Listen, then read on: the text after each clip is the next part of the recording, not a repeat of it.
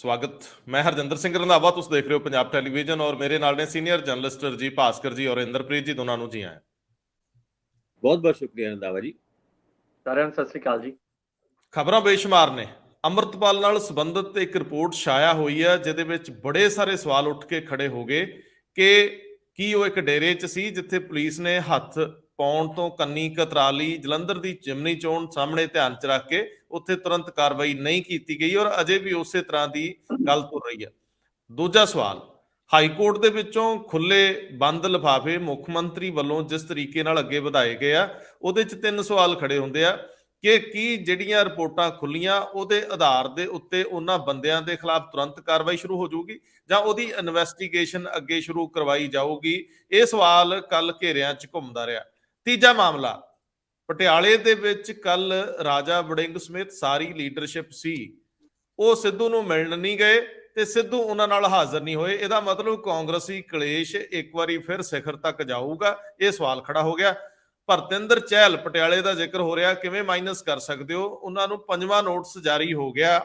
100 ਦੇ ਕਰੀਬ ਲਗਭਗ ਸਿਆਸਤਦਾਨ ਔਰ ਬਿਊਰੋਕਰੇਟਸ ਨੂੰ ਪ੍ਰੋਸੀਕਿਊਟ ਕੀਤੇ ਜਾਣ ਲਈ ਵਿਜੀਲੈਂਸ ਅਜੇ ਪ੍ਰਵਾਨਗੀ ਦੀ ਉਡੀਕ ਵਿੱਚ ਹੈ ਔਰ ਇਸੇ ਤਰੀਕੇ ਨਾਲ ਬਿਜਲੀ ਬੋਰਡ ਜਾਂ ਬਿਜਲੀ ਨਿਗਮ ਨੂੰ ਖੁੱਲਾ ਹੱਥ ਦਿੰਦਾ ਵਾ ਕੇਂਦਰੀ ਸੋਧ ਬਿੱਲ ਕਿ ਜਿੰਨੇ ਮਰਜ਼ੀ ਪੈਸੇ ਤੁਸੀਂ ਵਧਾ ਸਕਦੇ ਹੋ ਲੋੜ ਅਨੁਸਾਰ, ਜਦੋਂ ਕੋਈ ਰੇਟ ਰੂਟ ਵੱਧ ਜਾਣ। ਤੇ ਆਖਰ ਦੇ ਵਿੱਚ ਅਸੀਂ ਇਹ ਮਾਮਲਾ ਜ਼ਰੂਰ ਲਵਾਂਗੇ ਕਿ ਮੁੱਖ ਮੰਤਰੀ ਤੇ ਦਿੱਲੀ ਦੇ ਮੁੱਖ ਮੰਤਰੀ ਯੋਗਸ਼ਾਲਾ ਦਾ ਸ਼੍ਰੀ ਗਣੇਸ਼ ਕਰਨਗੇ। ਆਪਾਂ ਠੇਕਾ ਲੈਣ ਲਈ ਅਪਲਾਈ ਕਰ ਦੇਣਾ, ਸਾਰੀ ਸਟੇਟ ਦੇ ਲੋਕਾਂ ਨੂੰ ਯੋਗਾ ਅਸੀਂ ਸਿਖਾਉਣਾ, ਅਸੀਂ ਪੱਕਾ ਮੁੱਖ ਮੰਤਰੀ ਨੂੰ ਕਹਿ ਦੇਣਾ ਤੇ ਗੱਲ ਤੋਰਦੇ ਹਾਂ ਅੱਗੇ। ਜੀ ਬਿਲਕੁਲ। ਦੀਪ ਕਮਲ ਕੌਰ ਟ੍ਰਿਬਿਊਨ ਦੀ ਬਿਊਰੋ ਚੀਫ ਹੈਗੀ ਨੇ ਜਲੰਧਰ ਦੀ, ਉਹਨਾਂ ਨੇ ਇੱਕ ਖਬਰ ਛਾਪੀ ਹੈ ਆਪਣੇ ਅਖਬਾਰ ਦੇ ਵਿੱਚ, ਜਿਹਦੇ ਹਿਸਾਬ ਨਾਲ ਮਾਰਚ 27 ਨੂੰ ਜਦ ਅੰਮ੍ਰਿਤਪਾਲ ਦੀ ਮੁੜ ਐਂਟਰੀ ਹੁੰਦੀ ਹੈ ਪੰਜਾਬ ਦੇ ਵਿੱਚ, ਖਾਸ ਕਰਕੇ ਮਾਰਚ 18 ਤੋਂ ਬਾਅਦ, ਜਦ ਉਹ ਪੰਜਾਬ ਤੋਂ ਭੱਜ ਜਾਂਦਾ ਹੈ, ਮਹਿਤਪੁਰ ਤੋਂ ਫਿਰ ਜਗ੍ਹਾ ਜਗ੍ਹਾ ਤੋਂ ਸ਼ਾਹਬਾਦ ਤੱਕ ਦੀ ਵੀ ਗੱਲ ਆਉਂਦੀ ਹੈ। ਹੁਣ 27 ਮਾਰਚ ਨੂੰ ਐਸਐਸਪੀ ਸਤਿੰਦਰਜੀਤ ਸਿੰਘ ਤੇ ਕਾਊਂਟਰ ਇੰਟੈਲੀਜੈਂਸ ਦੇ AIG ਨਵਜੋਤ ਸਿੰਘ ਮਾਲ, ਉਹਨਾਂ ਨੂੰ ਇਹ ਗੱਲ ਪਤਾ ਹੁੰਦੀ ਹੈ ਕਿ ਇਸ ਗੁਰਦੁਆਰੇ ਦੇ ਵਿੱਚ, ਹੁਸ਼ਿਆਰਪੁਰ ਦਾ ਗੁਰਦੁਆਰਾ ਹੈ ਜਿਹਦਾ ਨਾਮ ਹੈਗਾ ਗੁਰਦੁਆਰਾ ਜਨਮ ਸਥਾਨ ਬਾਬਾ ਨਿਧਾਨ ਸਿੰਘ ਜੀ, ਨਦੋਲਨ ਪਿੰਡ ਹੈਗਾ ਜਿਹੜਾ ਹੁਸ਼ਿਆਰਪੁਰ ਦੇ ਵਿੱਚ ਹੈ। ਉਸ ਗੁਰਦੁਆਰੇ ਦੇ ਵਿੱਚ ਅੰਮ੍ਰਿਤਪਾਲ ਤੇ ਪਪਲਪ੍ਰੀਤ ਦੋਨੋਂ ਮਾਰਚ 27 ਨੂੰ ਪਹੁੰਚਦੇ ਨੇ ਔਰ ਮਾਰਚ 27 ਦੀ ਡੇਟ ਇਸ ਕਰਕੇ ਵੀ ਇੰਪੋਰਟੈਂਸ ਰੱਖਦੀ ਹੈ ਕਿ ਉਸ ਦਿਨ ਹੀ ਅਕਾਲ ਤਖਤ ਦੇ ਜਥੇਦਾਰ ਨੇ ਮੀਟਿੰਗ ਬੁਲਾਈ ਸੀਗੀ ਅੰਮ੍ਰਿਤਸਰ ਦੇ ਵਿੱਚ ਪੰਥਕ ਜਥੇਬੰਦੀਆਂ ਦੀ, ਜਿਹਦੇ ਵਿੱਚ ਇਹ ਡਿਸਾਈਡ ਕਰਨਾ ਸੀ ਕਿ ਅੰਮ੍ਰਿਤਪਾਲ ਦੇ ਮੁੱਦੇ ਤੇ ਅੱਗੇ ਕੀ ਰਣਨੀਤੀ ਬਣਾਉਣੀ ਚਾਹੀਦੀ ਹੈ ਔਰ ਖਾਸ ਕਰਕੇ ਜਿਹੜੇ ਸਿੱਖ ਨੌਜਵਾਨ NSA ਦੇ ਵਿੱਚ ਜਾਂ ਫਿਰ ਪੁਲਿਸ ਨੇ ਫਸੇ ਹੋਏ ਨੇ ਉਹਨਾਂ ਦੀ ਮਦਦ ਕਿੱਦਾਂ ਕਰਨੀ ਹੈ। ਜਿਸ ਦਿਨ ਇਹ ਮੀਟਿੰਗ ਬੁਲਾਈ ਗਈ ਸੀ ਉਸ ਦਿਨ ਇਸ ਗੁਰਦੁਆਰੇ ਦੇ ਪ੍ਰਧਾਨ ਗੁਰਮੀਤ ਸਿੰਘ, ਜਿਨ੍ਹਾਂ ਨੂੰ ਚੰਗੀ ਤਰ੍ਹਾਂ ਪਤਾ ਸੀ ਕਿ ਪਪਲਪ੍ਰੀਤ ਤੇ ਅੰਮ੍ਰਿਤਪਾਲ ਉਹਨਾਂ ਦੇ ਗੁਰਦੁਆਰੇ ਦੇ ਵਿੱਚ ਹੀ ਮੌਜੂਦ ਹੈ, ਉਹ ਜਾਂਦੇ ਨੇ ਦਰਬਾਰ ਸਾਹਿਬ ਅਕਾਲ ਤਖਤ ਜਥੇਦਾਰ ਸਾਹਿਬ ਦੀ ਮੀਟਿੰਗ ਦੇ ਵਿੱਚ। ਉਸ ਮੀਟਿੰਗ ਦੇ ਵਿੱਚ ਸੁਨੇਹਾ ਲੈ ਕੇ ਜਾਂਦੇ ਨੇ ਅੰਮ੍ਰਿਤਪਾਲ ਦਾ ਕਿ ਮੈਂ ਸਰੈਂਡਰ ਕਰਨਾ ਚਾਹੁੰਦਾ। ਹੁਣ ਇੱਥੇ ਗੱਲ ਖੜੀ ਹੈ ਕਿ ਜੇ ਗੁਰਮੀਤ ਸਿੰਘ ਉਹਨਾਂ ਨੂੰ ਪਤਾ ਸੀ, ਪੁਲਿਸ ਨੂੰ ਪਤਾ ਸੀ ਕਿ ਮਾਰਚ 27 ਨੂੰ ਉਸ ਗੁਰਦੁਆਰੇ ਦੇ ਵਿੱਚ ਅੰਮ੍ਰਿਤਪਾਲ ਔਰ ਪਪਲਪ੍ਰੀਤ, ਜਿਹਨੂੰ ਲੱਭਣ ਦੀ ਕੋਸ਼ਿਸ਼ ਪੂਰੇ ਦੇਸ਼ ਦੇ ਵਿੱਚ ਕੀਤੀ ਜਾ ਰਹੀ ਹੈ, ਉਹ ਮੌਜੂਦ ਨੇ, ਤੇ ਫਿਰ ਉਹ ਫਗਵਾੜੇ ਤੋਂ ਲੈ ਕੇ 37 ਕਿਲੋਮੀਟਰ ਦੀ ਚੇਜ਼ ਜਿਹੜੀ ਇੱਕ ਜਗ੍ਹਾ ਦਿਖਾਈ ਗਈ ਹੈ ਕਿ ਉਹ ਗਾਇਬ ਹੋ ਗਏ, ਦੀਵਾਰ ਟੱਪ ਕੇ ਭੱਜ ਗਏ। ਇਹ ਸਾਰੀ ਗੱਲਾਂ, ਇਹ ਸਵਾਲ ਉੱਠੇ ਨੇ। ਹੁਣ ਜਦ ਗੁਰਮੀਤ ਸਿੰਘ ਉਹਨਾਂ ਨੂੰ ਪੱਤਰਕਾਰਾਂ ਨੇ ਸਵਾਲ ਪੁੱਛਿਆ ਕਿ ਤੁਸੀਂ, ਜਦ ਤੁਹਾਨੂੰ ਪਤਾ ਸੀ ਕਿ ਅੰਮ੍ਰਿਤਪਾਲ ਤੁਹਾਡੇ ਡੇਰੇ ਦੇ ਵਿੱਚ, ਤੁਹਾਡੇ ਗੁਰਦੁਆਰੇ ਦੇ ਵਿੱਚ ਹੈਗਾ, ਤੇ ਫਿਰ ਤੁਸੀਂ ਕੋਈ ਐਕਸ਼ਨ ਕਿਉਂ ਨਹੀਂ ਲਿੱਤਾ? ਇਹਦੇ ਉੱਤੇ ਉਹਨਾਂ ਨੇ ਕੋਈ ਬਹੁਤਾ ਜਵਾਬ ਤੇ ਨਹੀਂ ਦਿੱਤਾ, ਲੇਕਿਨ ਇਹ ਜ਼ਰੂਰ ਕਿਹਾ ਕਿ ਹਜੇ ਪੁਲਿਸ ਦੀ ਇਨਵੈਸਟੀਗੇਸ਼ਨ ਚੱਲਦੀ ਪਈ ਹੈ ਔਰ ਜੋ ਵੀ ਕੁਝ ਦੱਸਣਾ ਸੀਗਾ ਮੈਂ ਪੁਲਿਸ ਨੂੰ ਪਹਿਲੇ ਹੀ ਦੱਸ ਚੁੱਕਿਆ ਔਰ ਜਦ ਤੱਕ ਇਹ ਇਨਵੈਸਟੀਗੇਸ਼ਨ ਚੱਲ ਰਹੀ ਹੈ ਮੈਂ ਪੱਤਰਕਾਰਾਂ ਦੇ ਨਾਲ ਇਸ ਮੁੱਦੇ ਦੇ ਉੱਤੇ ਕੋਈ ਗੱਲ ਨਹੀਂ ਕਰ ਸਕਦਾ। ਨਾਲ ਦੇ ਨਾਲ ਇਹ ਵੀ ਖਬਰਾਂ ਇਸ ਖਬਰ ਦੇ ਨਾਲ ਹੀ ਲੱਗੀ ਹੈ ਕਿ ਅੰਮ੍ਰਿਤਪਾਲ 7 ਅਪ੍ਰੈਲ ਨੂੰ ਜਦ ਦਮਦਮਾ ਸਾਹਿਬ ਦੇ ਵਿੱਚ ਜਥੇਦਾਰ ਸਾਹਿਬ ਨੇ ਇੱਕ ਮੀਟਿੰਗ ਬੁਲਾਈ ਹੈ ਕੁਝ ਪ੍ਰੋ ਪੰਜਾਬ ਸਿੱਖ ਪੱਤਰਕਾਰਾਂ ਦੀ, ਜਿਹਦੇ ਵਿੱਚ ਇੰਦਰਪ੍ਰੀਤ ਜੀ ਵੀ ਜਾ ਰਹੇ ਨੇ, ਉਸ ਦਿਨ ਉਹ ਅੰਮ੍ਰਿਤਪਾਲ ਸਰੈਂਡਰ ਕਰ ਸਕਦਾ ਹੈ। ਫਿਰ ਵਿਸਾਖੀ ਦੀ ਵੀ ਇੱਕ ਖਬਰ ਆਈ ਹੈ ਕਿ ਵਿਸਾਖੀ ਦੇ ਵਿੱਚ ਵੀ ਦਮਦਮਾ ਸਾਹਿਬ ਦੇ ਵਿੱਚ ਜਦ ਇਕੱਠ ਹੋਏਗਾ ਉਸ ਦਿਨ ਵੀ ਅੰਮ੍ਰਿਤਪਾਲ ਸ਼ਾਇਦ ਸਰੈਂਡਰ ਕਰ ਸਕਦਾ। ਹੁਣ 7 ਅਪ੍ਰੈਲ ਨੂੰ ਸਰੈਂਡਰ ਕਰੇਗਾ, 13 ਅਪ੍ਰੈਲ ਨੂੰ ਸਰੈਂਡਰ ਕਰੇਗਾ ਜਾਂ ਨਹੀਂ ਕਰੇਗਾ, ਇਹਦੇ ਉੱਤੇ ਕੁਐਸਚਨ ਮਾਰਕ ਤੇ ਹੈਗਾ। ਪਰ ਅੰਮ੍ਰਿਤਪਾਲ ਤੋਂ ਰਿਲੇਟਡ ਖਬਰਾਂ ਜੇ ਪੁਲਿਸ ਨੂੰ ਪਤਾ ਸੀ ਜੇ 27 ਮਾਰਚ ਨੂੰ ਗੁਰਦੁਆਰੇ ਦੇ ਵਿੱਚ ਅੰਮ੍ਰਿਤਪਾਲ ਤੇ ਪਪਲਪ੍ਰੀਤ ਹੈ, ਇਹ ਗੱਲ ਪੁਲਿਸ ਨੂੰ ਇਸ ਰਿਪੋਰਟ ਦੇ ਹਿਸਾਬ ਨਾਲ ਪਤਾ ਸੀ, ਤੇ ਫਿਰ ਫੜਿਆ ਕਿਉਂ ਨਹੀਂ ਗਿਆ? ਸਵਾਲ ਤੇ ਬਹੁਤ ਸਾਰੇ ਖੜੇ ਹੁੰਦੇ ਨੇ। ਔਰ ਨਾਲ ਦੇ ਨਾਲ ਇਹ ਵੀ ਇੱਕ ਸਵਾਲ ਖੜਾ ਹੋਇਆ ਹੈ ਕਿ ਪੁਲਿਸ ਦੇ ਵਿੱਚ ਵੀ ਇੱਕ ਹੋੜ ਲੱਗੀ ਹੋਈ ਹੈ ਕਿ ਅੰਮ੍ਰਿਤਪਾਲ ਨੂੰ ਜਦ ਫੜਨਾ ਹੈ ਤੇ ਕਿੰਨੇ ਫੜਨਾ ਹੈ, ਕਿਉਂਕਿ ਡੀਜੀਪੀ ਗੌਰਵ ਯਾਦਵ ਉਹਨਾਂ ਨੇ ਅੰਮ੍ਰਿਤਪਾਲ ਨੂੰ ਫੜਨ ਵਾਲੇ ਜਿਹੜੇ ਵੀ ਅਫਸਰ ਹੋਣਗੇ, ਜਿਹੜੀ ਵੀ ਟੀਮ ਹੋਏਗੀ, ਉਹਨੂੰ ਖਾਸ ਇਨਾਮ ਦੇਣ ਦੀ ਵੀ ਘੋਸ਼ਣਾ ਕੀਤੀ ਹੈ। ਪਰ ਇਦਾਂ ਦੇ ਕੁਝ ਪੋਸਟਰ ਅੰਮ੍ਰਿਤਸਰ ਸਾਈਡ ਲੱਗੇ ਵੀ ਸੀ, ਜਿਹਦੇ ਵਿੱਚ ਅਸੀਂ ਜ਼ਿਕਰ ਵੀ ਕੀਤਾ ਸੀਗਾ ਕਿ ਪੋਸਟਰਾਂ ਦੇ ਵਿੱਚ ਐਸਐਸਪੀ ਰੂਰਲ ਦਾ ਫੋਨ ਨੰਬਰ ਗਲਤ ਸੀਗਾ। ਹੁਣ ਇਹ ਕੋਸ਼ਿਸ਼ਾਂ ਕਿੰਨੀ ਕੁ ਅਧੂਰੀ ਤੇ ਕਿੰਨੀ ਕੁ ਪੂਰੀ ਹੈ, ਇਹ ਤੇ ਅੱਗੇ ਚੱਲ ਕੇ ਪਤਾ ਲੱਗੇਗਾ। ਪਰ ਫਿਲਹਾਲ ਅੰਮ੍ਰਿਤਪਾਲ ਪੁਲਿਸ ਦੀ ਗ੍ਰਿਫਤ ਤੋਂ ਬਾਹਰ ਹੈ। ਇਸ ਗੱਲ ਦੇ ਉੱਤੇ ਪੁਲਿਸ ਦਾ ਵੀ ਜ਼ੋਰ ਲੱਗਿਆ ਹੋਇਆ ਤੇ ਅੰਮ੍ਰਿਤਪਾਲ ਦਾ ਵੀ ਜ਼ੋਰ ਲੱਗਿਆ ਹੋਇਆ ਕਿ ਪੁਲਿਸ ਨੇ ਮੈਨੂੰ ਨਹੀਂ ਫੜਿਆ। ਪੁਲਿਸ ਵੀ ਕਹਿ ਰਹੀ ਹੈ ਅਸੀਂ ਨਹੀਂ ਫੜਿਆ।